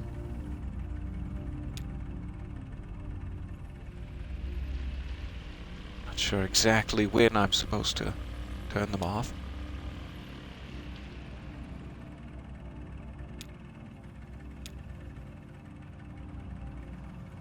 Bat fact. Ever talk with your mouth full? Well, bats do it all the time. Bats talk in extremely high-frequency clicks, too high for humans to hear. Then they use their powerful ears to scan for the echoes of these ultrasonic clicks. By comparing very subtle differences in the time these echoes take to come back, differences of just millionths of a second, bats are able to picture their environment with enough accuracy to catch a flying insect. Well, that is fascinating. Once a bat has caught an insect in its mouth, it's still flying, and so it still needs to avoid running into anything. So bats keep clicking away, even while they munch on a tasty bug snack. It may be poor table manners, but it's crucial for surviving in the dark. Huh. I wonder how the other bats know whether one of them is really talking or just chasing a bug. Sometimes it's hard to know with people, too. Huh, yeah. Like, how about this weather? I guess there are layers to it, right? Sometimes you just need to get the other person talking so you can check their body language or hear what their voice sounds like. Find out if they're friendly or angry or drunk.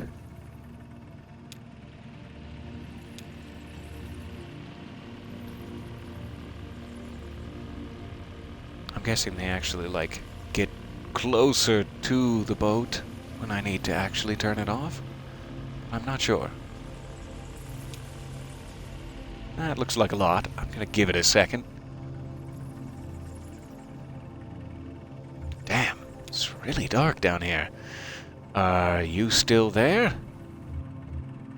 Shannon touches Conway's shoulder. Ah, there you are. I hope that's you. I was just thinking about my ma. I guess because we were talking about your folks a minute ago. To be honest with you, I don't think about her that often. Your cousin brought her up earlier, and, well, she's just been on my mind. It's good your folks have a memorial. A lot of people. Nobody remembers them when they're gone. You mean Like, like your ma. Oh, no, no, she would have hated that. I don't know what I mean. And we're not going to talk about it, so... Can't handle it emotionally, Conway. A bat fact. The nomadic brown bat's natural diet mostly consists of moths and other small insects that breed along the river. Here at the artificial hibernaculum and sanctuary, we use a combination of chemical snares and ultrasonic wards to repel all potentially contaminant-bearing insects, and replace them with our own locally bred and spawned hypoallergenic antiseptic pseudomoths, which we call the little gray nothing moth. You may be thinking that the other moths and insects the nomadic brown bat would have been eating are very much relieved that their natural predator has found another food source. Not so. We've installed netting and highly effective moth traps along the river here, along the river where the nomadic brown bat normally hunts, to balance their escape from the food chain. But eating moths isn't the only systemic contribution these bats make. They also produce a potent fertilizer in the form of guano that helps plant life thrive along the Echo River and the shore of Lake Leth. In order to minimize the sanctuary's impact on subterranean agriculture, we collect that precious guano here at the hibernaculum and manually distribute throughout the caves. It's a full-time job. That sounds like a lot of work.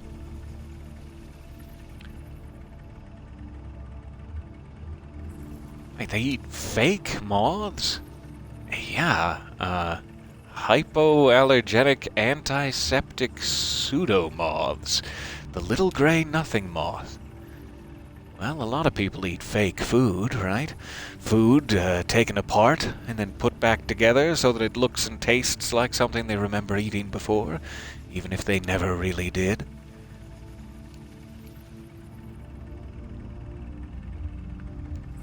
It kind of bothers me, like they're tricking the bats. Yeah, in this case I think it's about survival. I mean, if that's the bottom line, what's the difference? Like the folks in the mine, you said they used to buy stuff, fans, canaries, all those little trinkets, to make it bearable. There's still a lot of stuff down there. It feels cluttered, but human. I just mean all people need is enough to pretend we're home. We can make it anywhere. Yeah, sure, people can, but what about bats? Huh. Maybe we'll have to teach them. Hell, what am I saying? I know about 100% more on the subject of bats now than I did when we came down here. There's an umbrella in the water. And some very fancy trees.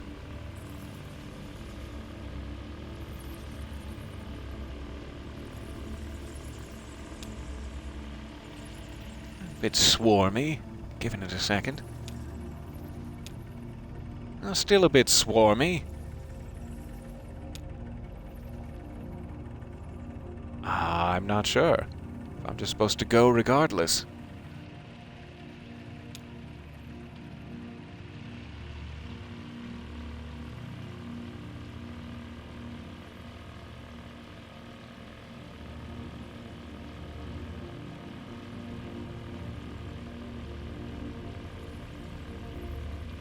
I'm not even sure if there's like a downside to agitating them. I don't mean to be rude.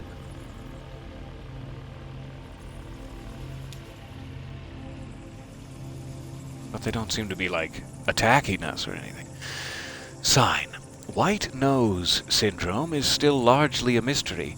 We suspect that the white fungal growth which appears on bats' faces and wings irritates and confuses them, causing them to awaken early from hibernation and venture outside, depleting stored energy they need to survive through winter.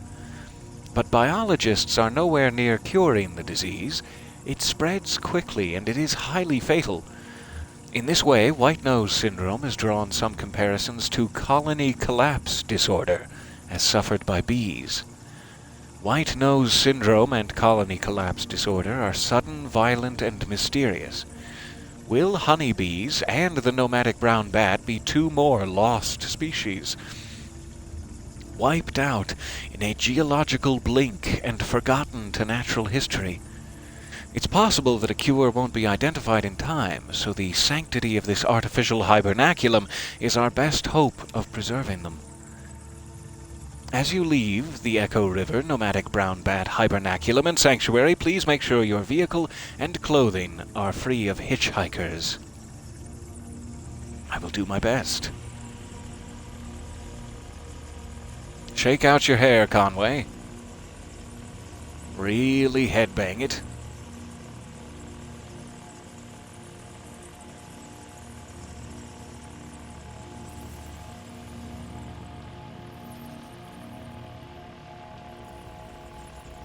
You know, I wonder, I'm seeing that thing again that I keep thinking is like a star shape. Is it just that little girl's boat? Like Emma or whatever, who Ezra helped her sail a boat away from the parking lot. So it might not be a star shape, it might just literally be a paper boat. And that's a lovely little detail. I wonder if it's the same one. It's just sort of following us around along the river. And something decidedly man-made now.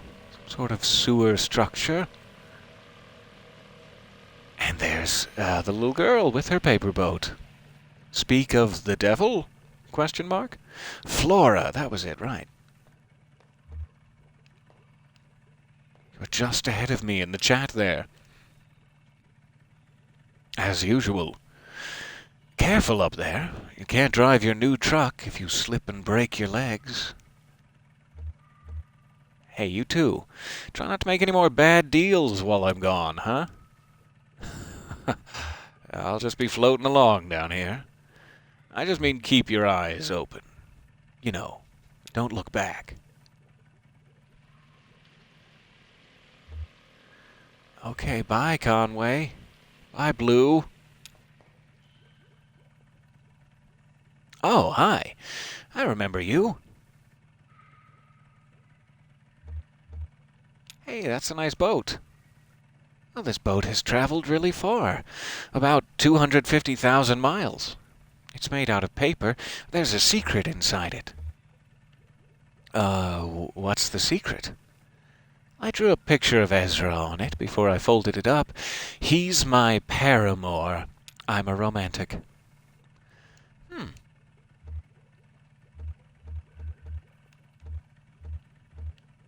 So am I think. Yeah, you'd have to be to hang out down here. Okay, bye. Bye, Flora. Good to see you. Hello, Dashiell. What are we in? It looks like a brick structure with statues, but it's like iridescent and shiny. Is this the Emerald City? Have we made it? Do I get my courage now? Alright, Dashiell. Nobody down here seems to need light. I wonder if I should be turning my flashlight off, because no one else cares. Dashiell, softly, could be bypassed with another capacitor at 100 nanofarads to reduce noise. If your circuit's too noisy, you should tie those floating pins to ground. Huh? Oh, that's a pretty good idea. They're probably picking up all kinds of radio interference. Dashiell Morse, pleased to meet you. We don't install this type of phone for customers anymore, but there are quite a few of them still in circulation. Anyway, the new system doesn't source enough current to ring these old bells, so I'm trying to come up with a workaround. Maybe a little box the customer could attach right before the wall jack. I'm a bit of a circuit geek myself. Oh, I bet. I mean, you seem very comfortable with electronics. Is this your first time down here? Oh, yeah, I can tell your eyes can't quite adjust to the light. It takes some practice. Believe it or not, I've been coming down here since I was a kid, for one reason or the next. Back then, this place was a train station. Oh, it's true. They had bats then, too, but they were considered a nuisance. A train station? What happened to it? Well, the river shifted, and this place slowly filled with water, carrying the trains away with the current. It does that, the river, and I don't begrudge it. It's a good reminder that everything we have is borrowed, even trains. Eventually, someone at the Bureau of Reclaimed Spaces heard this place was still empty, and so they moved the phone company in here. I returned here as a young lineman, a skill I picked up in wartime, running telephone wires behind enemy lines. We used trees instead of poles. I miss that, actually. They were easier to climb. It's just as well. I'm in no shape to be climbing anything these days. The closest I get is patching up the wiring in the crystal room for the WEVP folks. WEVP, that's community television. I volunteered there for a number of years. I know everybody over there. Ralph, Sherry, Weaver, Dave. Weaver? Oh, sure. Weaver Marquez. That's funny. I was just thinking about her. Yeah, I met her a couple of times at the TV station. I suppose I didn't know her too well. She handled the archives, and I was helping with wiring and stuff. She really seemed to know her way around all that gear, though. She had a head for signals, I think. No idea where she ended up. I would guess she's probably not too popular around the station anymore, but I always liked her. Listen, miss, if you're interested in WEVP, you should go talk to them directly. They're always looking for volunteers. Take the ferry over to the silo. There's a mail stop there. They don't have a sign or anything. Just ask around.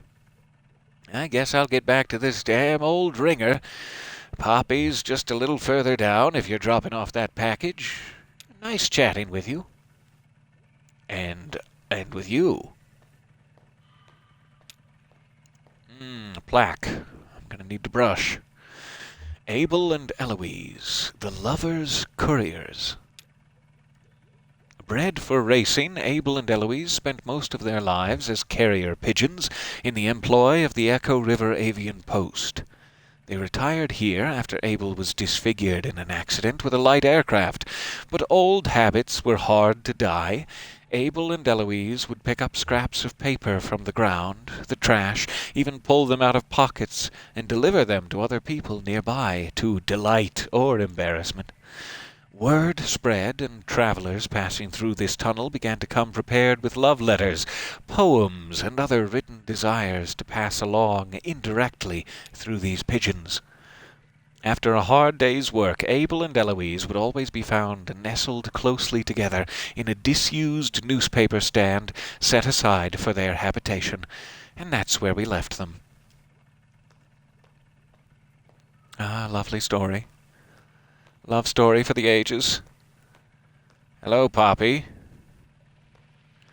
That's sort of weird. Let me look over here. Just briefly. Because I thought on the opposite side there's like that exact structure with a very similar looking person sitting at it. So is this like a mirrored image? Is that also Poppy sitting there? Or is that someone completely different?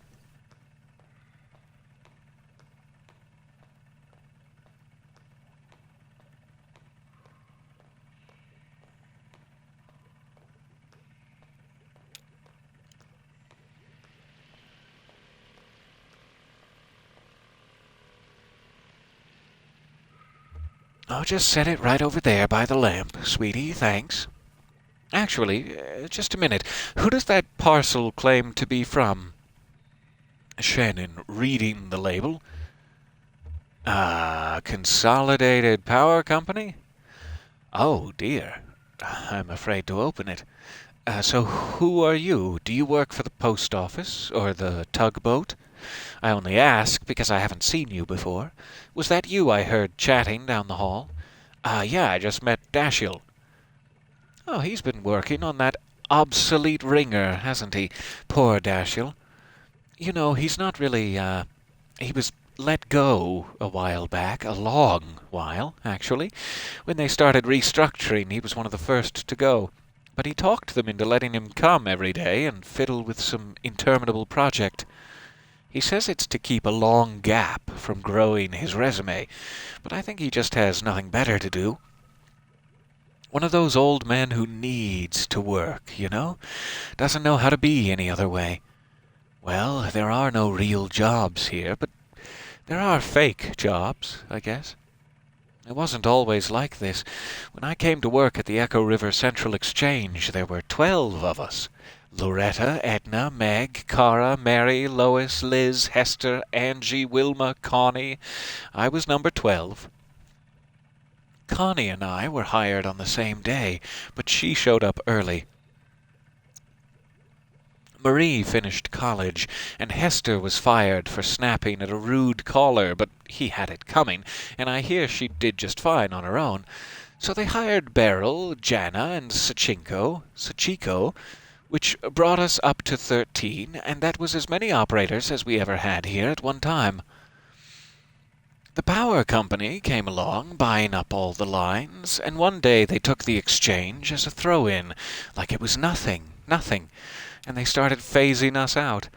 Edna, Meg, Cara, and Lois left one Friday evening and were asked not to come back on Monday morning. Beryl saw the writing on the wall and quickly found employment at a private PBX. They had Jana and Liz stop routing calls and write up some kind of best practices document instead. It was their final task as exchange employees. Some of the girls were reassigned to other divisions. Connie, I think, was checking residential meters. Sachiko and Wilma were moved into surgery. Nope. Into energy sales. There we go. It was a very big promotion. Into energy sales, cold calling businesses to see if they needed to upgrade their electricity plan. At least they were still on the phone. Then it was just Loretta, Angie, and me. We were swamped. The hours were hell and hard on the throat. The voice with a smile became a croak. I was gargling warm salt water in the break room, sipping from a thermos full of hot honey broth stashed under my chair. Oh, I brought a lot of extended technique to the switchboard in those days.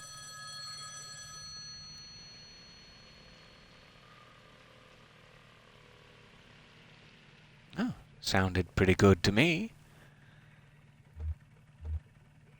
Ah, he's got the voltage too high. He'll burn out the relay. Oh, so where was I? Hot honey broth and warm salt water? Oh, this is so poetic, though. I like this. It was just Loretta, Angie, and you. Yes, they were the smart ones. It's how they held on so long. They went into voice work, recording canned phrases for IVR systems and robocall polling. I could never do that. So after a few months, it was just me. A new automation strategy was announced, and this place was rechristened Consolidated Auxiliary Switch, number 30. If it's automated, what do you do here? Well, it's not fully automated. There are still gaps in functionality that need a human touch. And, it really is all about touch here. Sound is a vibration, a touch you feel in your ear. So my voice is my touch. When we are talking, we're touching, even on the phone. That's an electric touch, an intimate little shock that makes your tiny hairs tremble. But that's not even what I mean when I say it's all about touch here. When the power company first tried automating this old exchange with fancy new transistor arrays, the switchboard caught fire. It was just too much, too fast. So they tried using some clunky old mechanical relays, but then the calls were getting mismatched and out of sync. It was a nightmare. Their technicians determined that the phone system down here had been designed ad hoc over decades around the specific tempo of its human operators. So, short of replacing the whole thing, not to mention all the wiring, they'd have to work out the exact timing of every little human gesture that goes into routing a phone call. And that, officially, is my role here. I run the switchboard for the whole exchange. Once the work of 12, I'd like to remind you.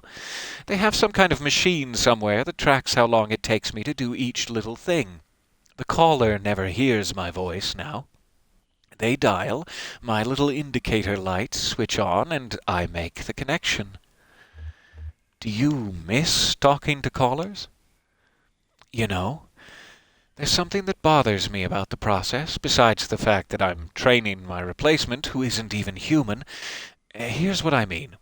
How long do you think it should take to time my every move and recreate that timing in an automated switchboard? A rough estimate.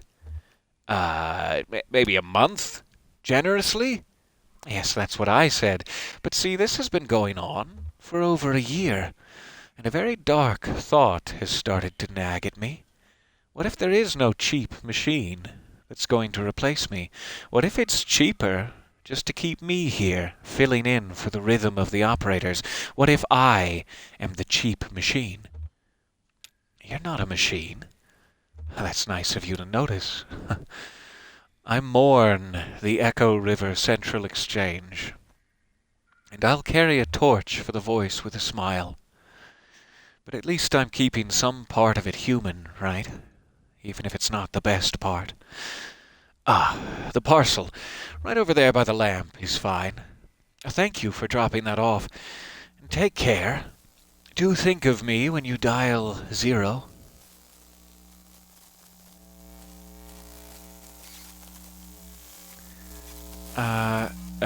Conway? Conway?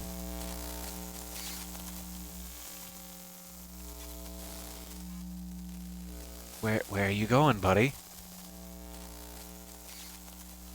Why are you fully Skellymans now?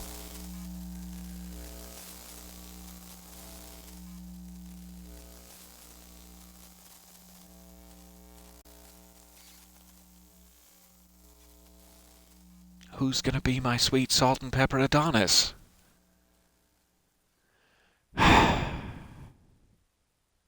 It's almost as if I'm just not gonna have a sweet salt and pepper Adonis now.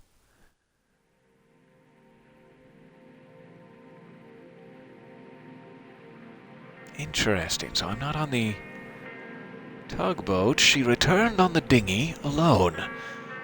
She had a strong and sudden urge to shut the motor off and let the current take her, but she couldn't work out where that impulse came from, so she did her best to resist it.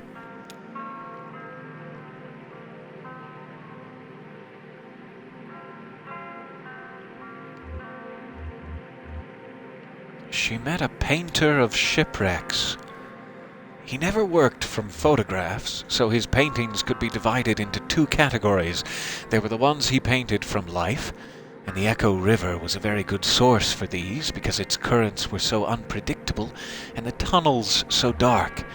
He rendered these in oil paint by lamplight, working for hours, cross-legged on the porch of his houseboat/studio. Then there were the ones he painted from memory, mostly the memory of a single wreck he encountered as a much younger man, picking up litter where the coastal highway cleaves to the rocky beaches of Northern California. These were done in watercolor. He preferred to work on them in the morning, in a room he rented near the airport in Louisville. He had some postcard-sized sketches in charcoal, too, of the Iron Pariah. It wasn't a wreck, exactly, but it felt right. He tried to scribble one down every time he encountered it, though it was so unpredictable. He was so focused on details, he usually just ended up with a handful of inscrutable marks.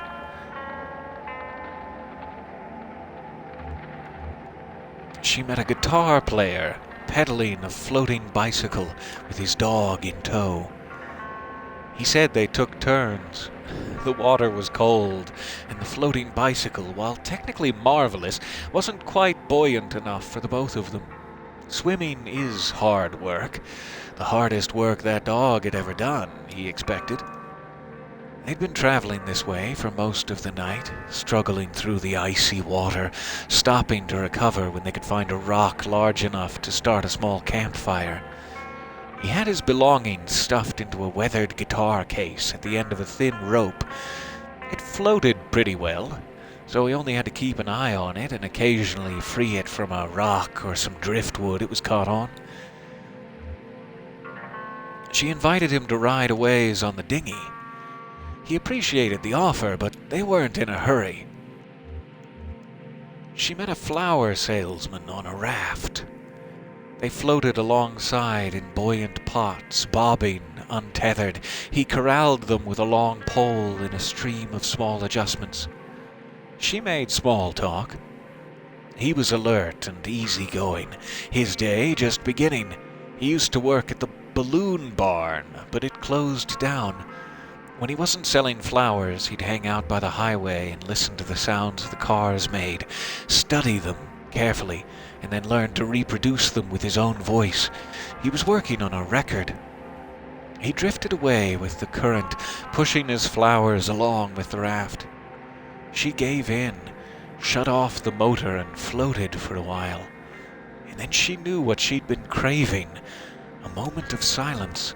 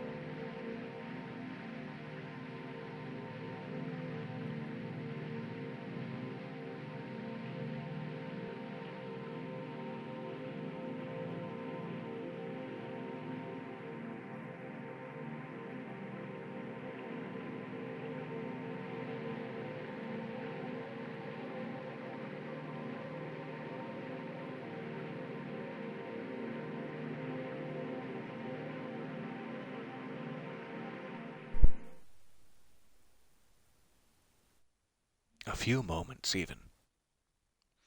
Act 4, Scene 8. Sam and Ida's.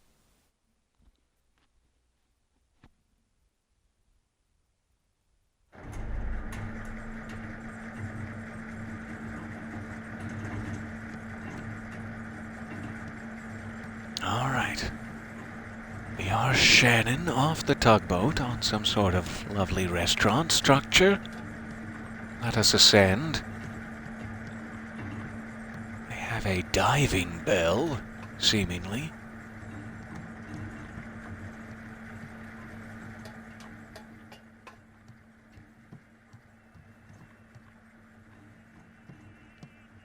And the gang's all here. Johnny, off by himself. Hi, Johnny. Good to see you. Don't mean to interrupt. Oh, just in time. We've already finished eating, but we're about to place a to-go order for Clara. She's back on board, getting ready for her show. Take a look at the menu, huh? I'm sure there's something you'll like. Ida is a bit of a local celebrity. For her cooking, I mean. Hey, Ezra was just asking about you. He's around the corner playing a video game. Maybe go let him know you two are back, or... where is the old man, anyway? Yeah, about that.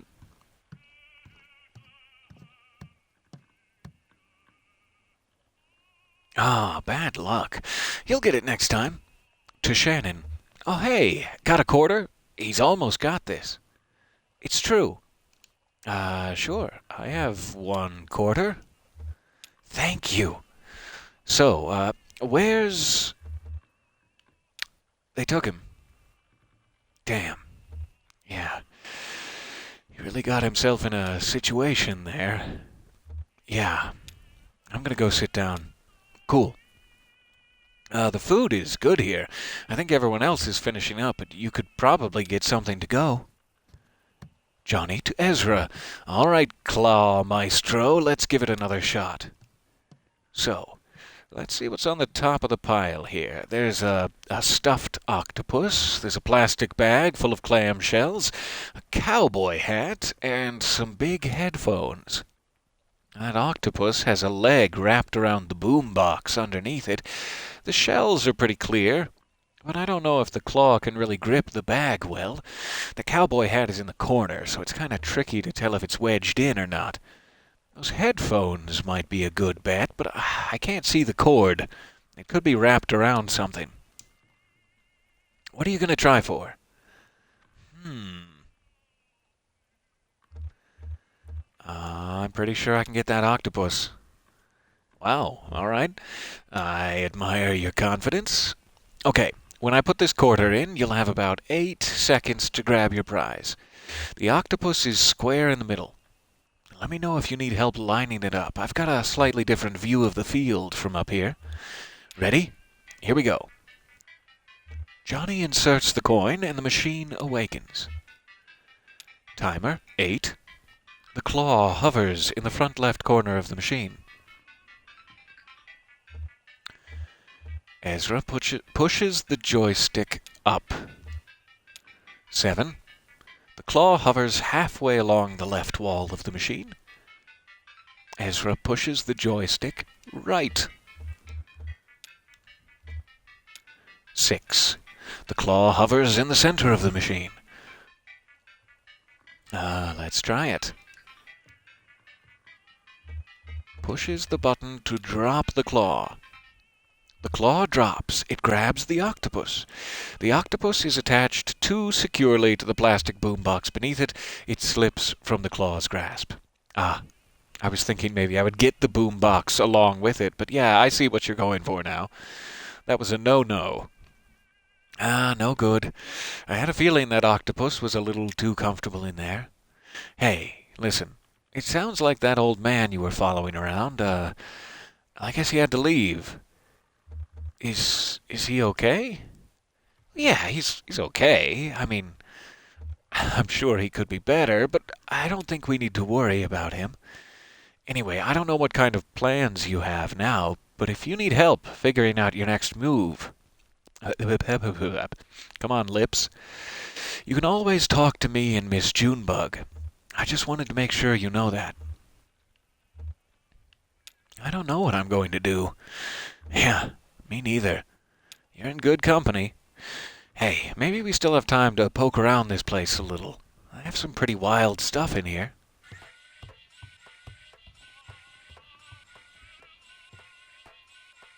In fact, they have that poster you can see just behind the table with all the circles. That poster that was missing from the Radvansky Center. Hey, did you see this? They keep a table full of fake food over here. I've never known why. Actually, I think it might be real food coated with shellac or something. Preserved. Oh, and look, this tentacle-looking thing is half-eaten. This is someone's meal that they didn't finish. Tentacles? Gross. Man, I don't know, some people really like that stuff. I had some fried calamari once at a gas station. It was pretty good. But I stripped out a gear trying to chew the beak. They're supposed to take that out, you know. If Sam and Ida preserved this half-eaten meal, it must have been pretty important to them, right? I mean, maybe it belonged to someone they care about, like a beloved uncle had a mid-meal stroke, and so they kept it in his memory. Yeah, like these sunflower seeds my folks left behind. Oh, yeah, I'm sure your folks are fine, though. Are you worried about them? Yes. It's weird that they just disappeared. Yeah. Hey, listen, that's okay to be worried. You know, you're doing fine.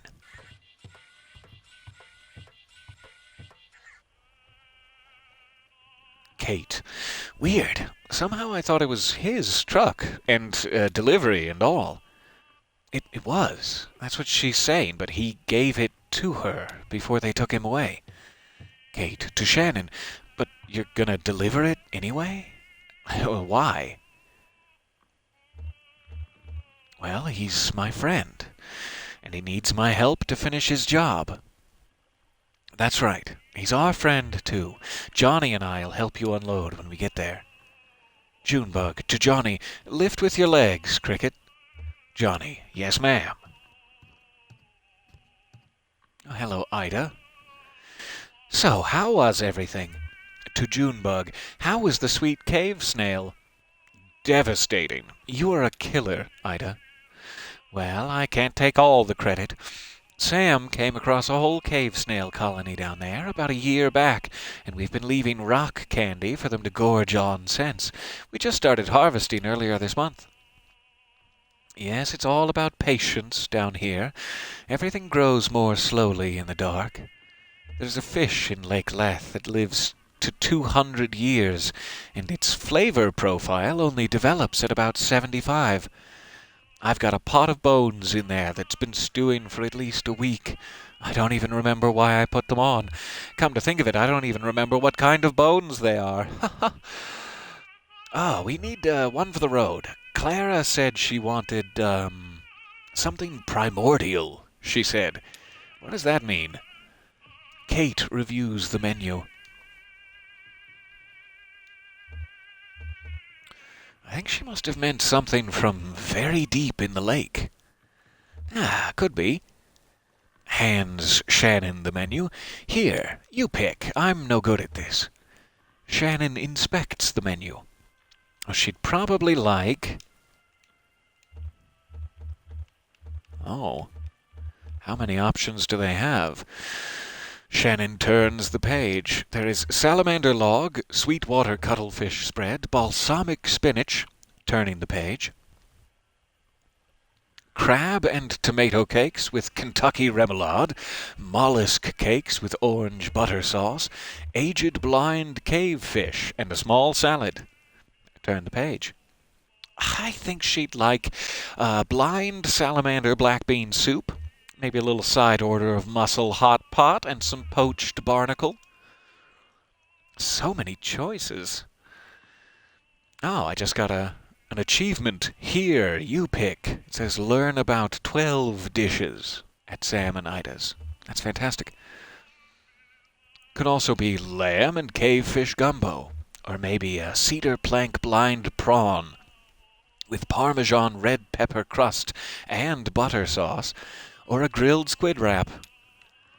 One more. We'll find it on this page, I promise. Basic steamed crabs. That's the stuff. Mollusk and spinach fritters with lemon sauce, or Ida's smoked crayfish spread with Kentucky toast. Well, that's the one to end on. Named after our own dear Ida, let's do it. Oh, good choice. Your friend will love it. I'll have that right out, sweetie. Thank you, Ida. Ezra leans over the table and carefully examines the preserved food and drink.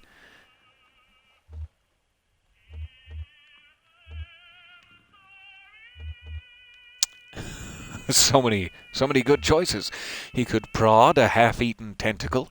He could gently compress a pea-sized eyeball. Or he could run his finger along a grayish claw. I'm going to compress the eyeball. Why not? Let's be gross.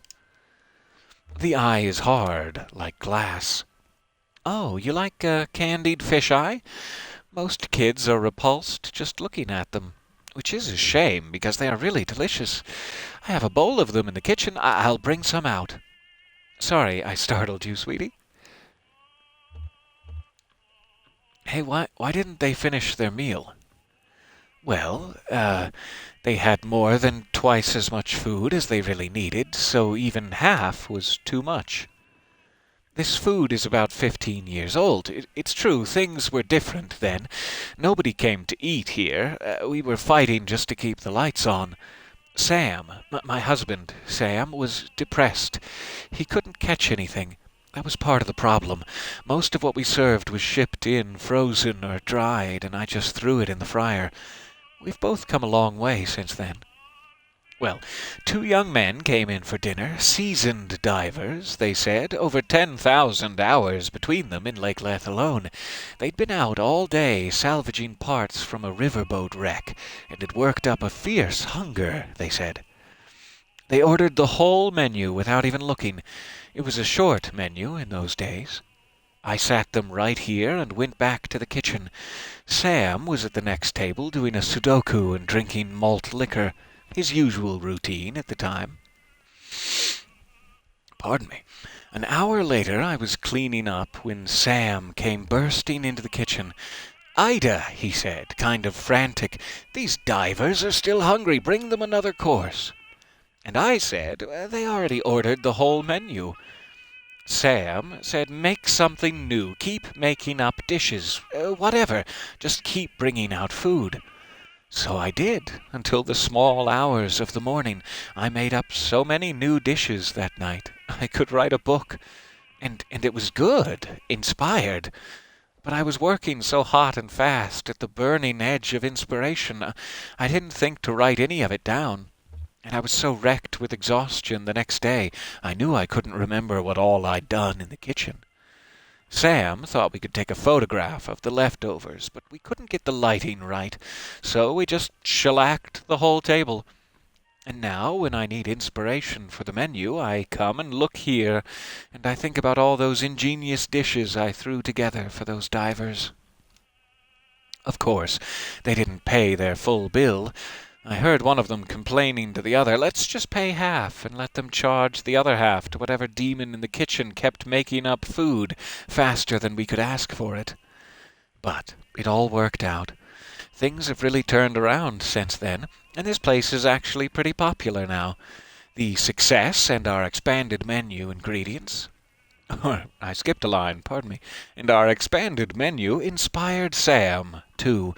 He started bringing back the most magnificent ingredients from his nightly dives. Well, I'd better get to work. Stay right here, sweetie, and I'll bring you a treat on my way back out. Is it candied fish eyes? Because, it's going to be a hard pass. But I'll try anything, sure. I'll bring him out. All right, we're descending again. Maybe this is Sam?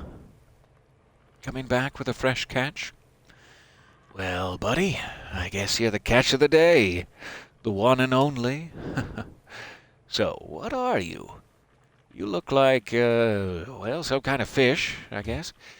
Kind of a mopey little guy, huh? Yeah, I can see it in your eyes. You smell like, well, kind of dusty and dry.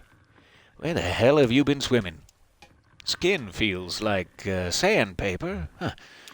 Well, she'll figure something out. I think I'll call you the silent, lazy, deep fish.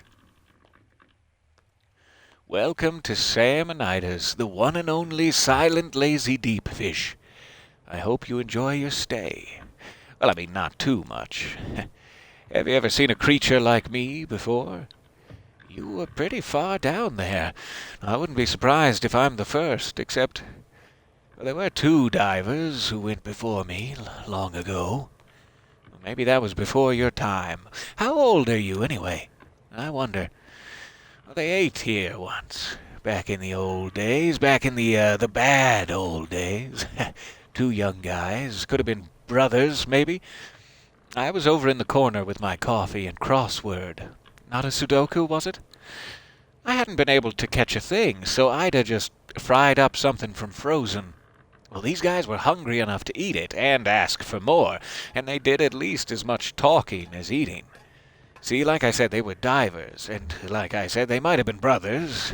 They had a kind of a rivalry going between them or something. Ida was about to write up their check, but I slipped calmly and quietly into the kitchen for a minute and told her to just keep bringing out food. I figured they wouldn't notice, caught up in their boasting as they were, and I wanted to listen.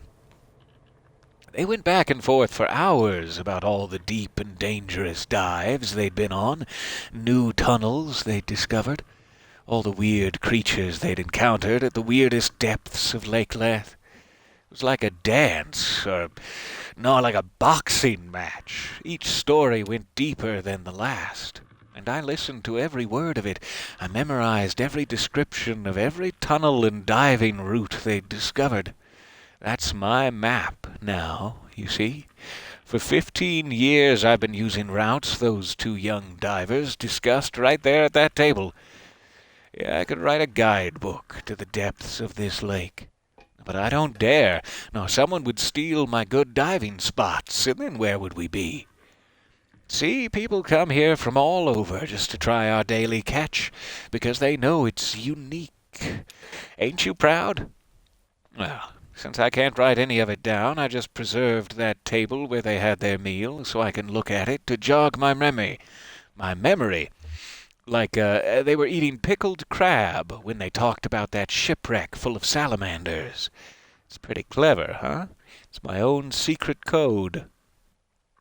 It's so interesting that they both have a completely different, even though they were both there for the event, they were both involved in it, and they've lived there for 15 years since. They have completely different memories of what the table is for. And they're not, neither of them are wrong. It's very interesting. Well, I'll be straight with you, silent, lazy, deep fish. There is one feature of this arrangement that I find unsettling. In fact, I lose a decent amount of sleep over it. I told you those boys were competing, right? One-upping each other, I mean, each getting wilder and more adventurous as they traded tales. Well, I navigate mostly in the dark down there, just going by touch and a kind of mental picture I can construct from their detailed boasts. And every time I explore a new diving spot from those recollections, I have to weigh it all against the risk that I'm headed right into a dangerous falsehood. One of those men could have felt for a moment like he was losing some ground in their little duel, see? So he could have slipped a fake one in there. Maybe told a fib about some dive he went on where he found a colony of blind shrimp living in a discarded refrigerator, and when I get down there my diving bell cracks open on a sharp rock where he said that fridge would be, and that's the end of Sam, of Salmonitis. To be honest, that possibility puts the fear of death in me every time I touch water.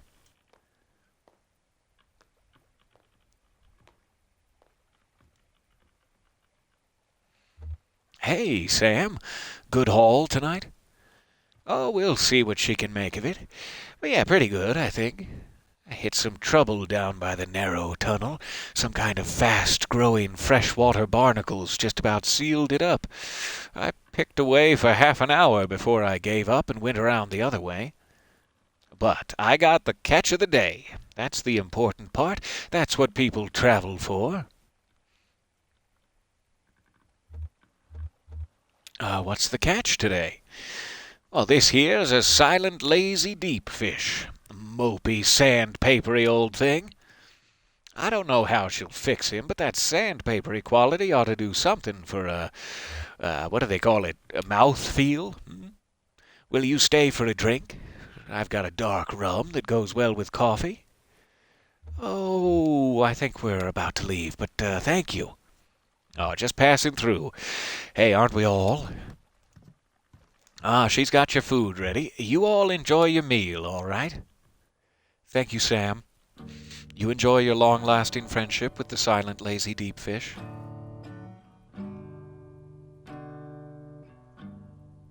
And we get a little music. How lovely.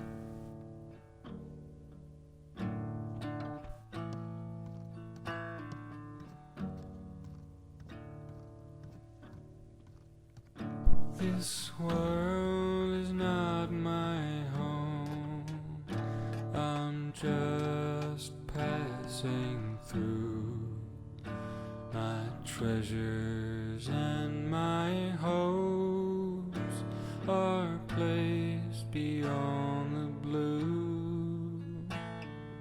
Many friends and kin have gone on before, and I can't feel at home in this world anymore.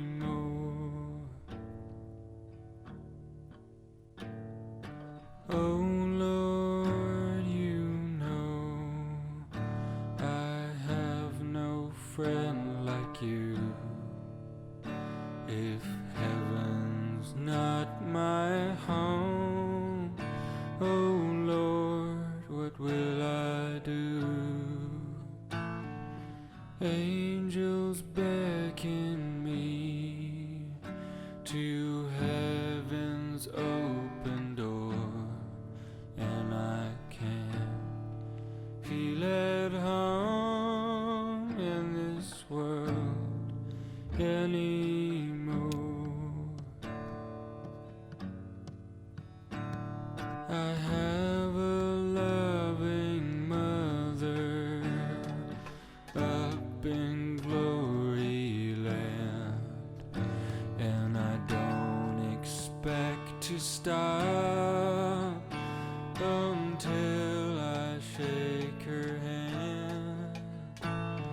She's waiting there for me in heaven's open door, and I can't feel at home in this world anymore.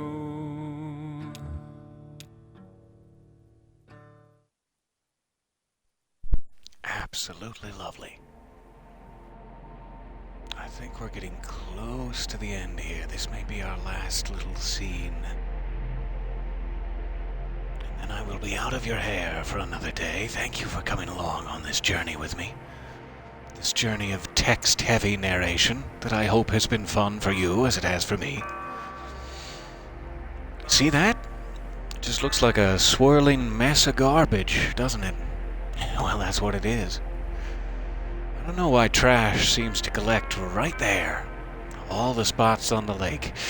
It's always been that way. Everyone just navigates around it like it was an island or something.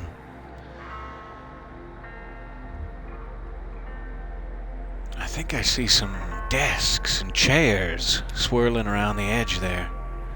Those all-in-one desks like they have in schools, if I remember right.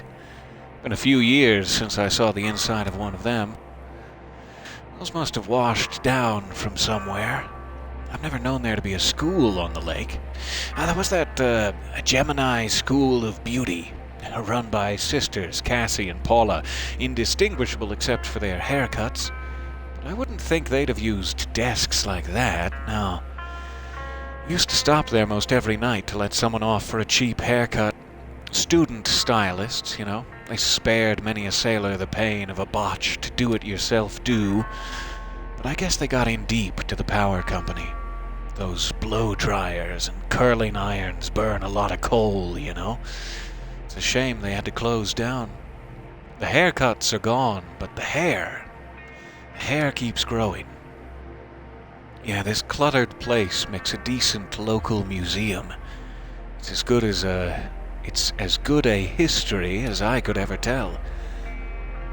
We arrived at a small houseboat neighborhood that sometimes hosted concerts for the pleasure of its residents, where Clara was scheduled that night to perform.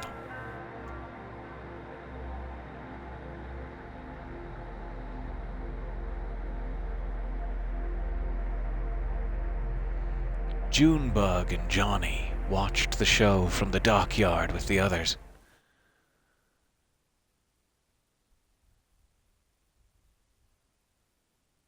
Act 4, Scene 9. A neighborhood.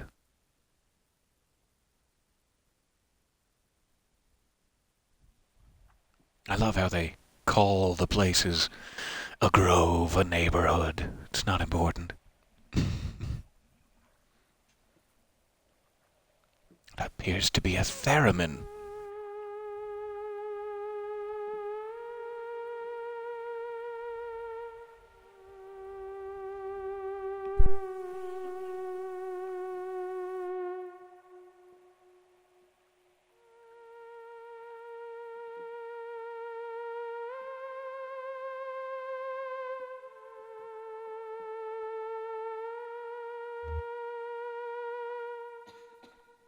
What is the theremin equivalent of, quote, tickling the ivories, I wonder? Johnny. Oh, Junebug. I remember this. I told you. Yeah, you don't have to say it. Only because it's always true. She played at the flower shop. Cyrano opened. He was having trouble with his tape machine, so he just droned out on the lap steel. He got really into it, and he went on for, like, forever, and everyone was falling asleep. Not everyone. I remember the air was warm, perfumed. You were playing with some petals you found on the floor, and I was looking at the ceiling. I remember the ceiling was glass. During the week, that room was a greenhouse. I don't know where they put all the plants when they had bands in. Maybe outside, if the weather was nice. It was nice that night. Warm. It smelled like spring. I remember the folding chairs. So uncomfortable, but I guess it was their only option. They had to pack everything up during the week so there'd be room to display the flowers. Junebug. Wow, look at Ezra. He's wrapped. Yeah, he's really into it. So, we were talking about him earlier at the gas station. Sure, I haven't forgotten, Cricket. Cool, yeah, I know. Anyway, what do you think about Ezra traveling with us for a while? We were in the back. We were just watching Cyrano. Cyrano was really getting into it. We just let it wash over us. I started nodding a little. You pinched my elbow, and we slipped quietly out of the room. If I sound hesitant or something, it's just... See, when I met you, when we met, we were nothing. We were just these little gray shadows. And we grew and filled in, and we did all that together. You know, Ezra, sure, he's just a kid, but he's already a person. What would that do to our system, our chemistry? We took a wrong turn in the hallway and ended up in the basement. I remember the air was cool and damp like a cave. I remember the lingering perfume of the greenhouse giving way to an earthy plant smell like we were digging down into the roots. A grimy door in the corner caught my eye. I remember the door was stuck. There was a large gap underneath it. I shined a light under the door. Through the gap I could see brightly colored paper. You reached your arm under the door. You came back with a handful of dirt and confetti. You forced the door, and it wasn't as stuck as we thought. The door burst open and we fell through. Hey, I got the masters for the new record back from Lazar. They're okay, but I... What? You listened to them without me? You were at the pet shop. I didn't think I could tear you free. Oh, okay. Anyway, there are a few spots where the strings distorted a little, and the whole thing has way too much reverb, but overall it sounds pretty good. The new drum machine fits right into the mix. Nice. The only question is how to do it live. I can't control the drum machine and sing and dance at the same time, and you've got your hands full of keytar. We left the lights off. We felt around in the dark, careful to keep one hand on a wall so that we weren't totally adrift in the darkness. I remember tripping over something. I guess we'll never know what, and stumbling, and you caught me. And after a few minutes we found ourselves back in the basement. We got back to the greenhouse just as Clara was tuning up. She relaxed her shoulders, took a deep breath, raised both hands into their precise positions, and the room started shaking. Clara hit a note that made the glass rattle in sympathy, a perfect 2 octaves lower. She looked like a sorceress tearing down the building with an effortless wave and incredible focus, coaxing the empty air into some kind of moaning, rattling demon. And that's the thing about the theremin. It's the only instrument you never touch. You could see a wave of concern propagating through the greenhouse, people looking up at the trembling glass ceiling, looking at each other to see if anyone else was worried, trying to catch Clara's eye and discern if she was doing it on purpose or not, if she were really trying to bury us all in glass. I'm just saying, maybe we could use a third pair of hands up there. Oh? Oh! Think you could teach that kid to play a drum machine? Ma'am, I could teach a dog to play a drum machine. Well, that'll be our backup plan, then. We'll get a dog, too, just in case. It was a tense 5 minutes. We, the audience, alternated between fearing for our lives and lamenting hers that could have given her the kind of emotional experience to play this devastating song. Then slowly, gently, Clara's hands came to rest. The theremin went quiet, the glass stopped rattling, and the room relaxed, unharmed.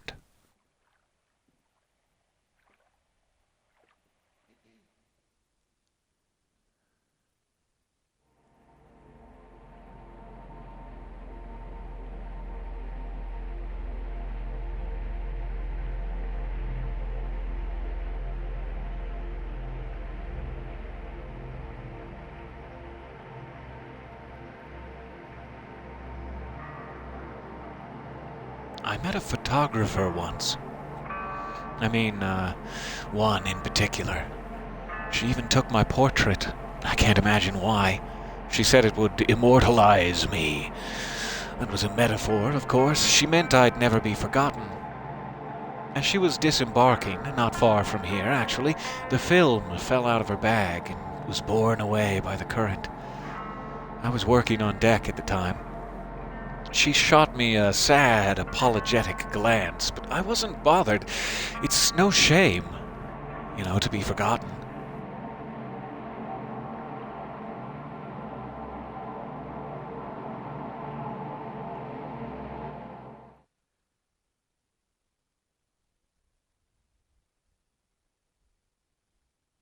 Act 4, Scene 11. Silo of Late Reflections.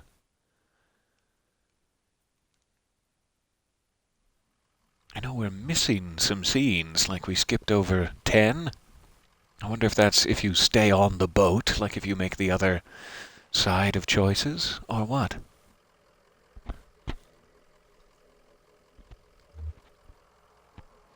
Clara, what's this place like? Dogwood Drive. It's in a small town, or... Shannon, I really don't know. I've got the manifest the old man had in his truck. Here. Shannon, reading. Lysette's Antiques. Mail order delivery. No return address. Shipping address. 5 Dogwood Drive. Packing list. And then it's just numbers. I guess the inventory numbers of the antiques he was supposed to be delivering. Anyway, I'm glad you're coming with us. Yes, I'm always eager to see more of the country, and I enjoy the company. I will have to find a bus or a train to get on to Nashville by evening. Well, they have buses everywhere, right? Or, hey, I could drive you to Nashville. It seems I have a truck now. Only, how are we going to get it up these stairs? That is quite a staircase.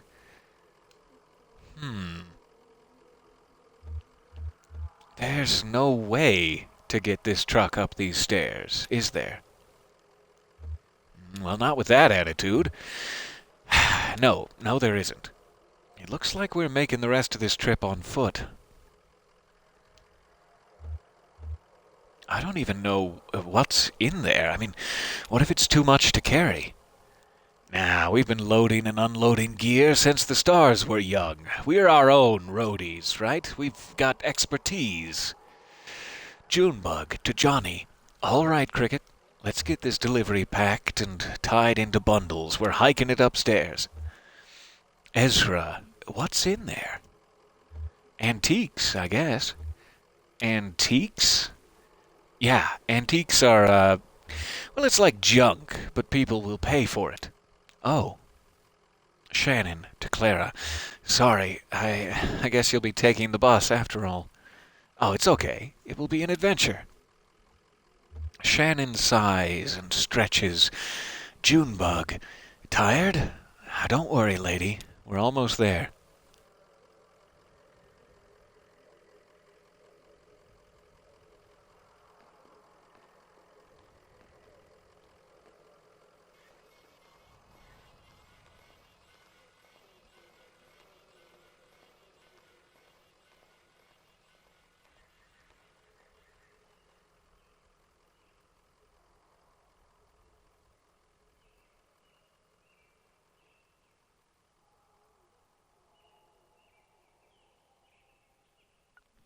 not get to know? I was hoping that'd be the big reveal. Get to see what was in the truck at the end. I guess there's still time. I can still be hopeful for several more seconds of darkness. End of Act 4. The hope is gone. The light is out of my life. No, it's fine. We'll figure it out next time. Thank you so much for bearing with me there. That was a very, very long act, but absolutely fascinating. And presented so beautifully. I like that idea of just being able to go along drifting to each location without control, experiencing them in the sequence they have in mind. I love that. So, we do have a new interlude available to us now. Un pueblo de nada, a town of nothing. And then Act 5, the final act, is waiting for us. Thank you so very much for your patience over these last, oh goodness, nearly 3 hours. I do appreciate your time, and I will see you for the next bit. At this point, I have no clue where this is going. I don't know where Conway was taken off to, and if we ever get him back, or if it's even important. He seemed to be kind of the main character of the game, but now it's moved on. It's like you have to let go of that. You have to let go of the concept of there being a main character of the game. It's not really about that. So, we will see what is going to happen in the final act. I cannot wait. Thank you again. I hope you have a lovely Sunday, or whatever day you happen to be having. And I will see you next time. Smooches for now. Smooches or sinister raspberries, yes. Let's go sinister this time. Goodbye.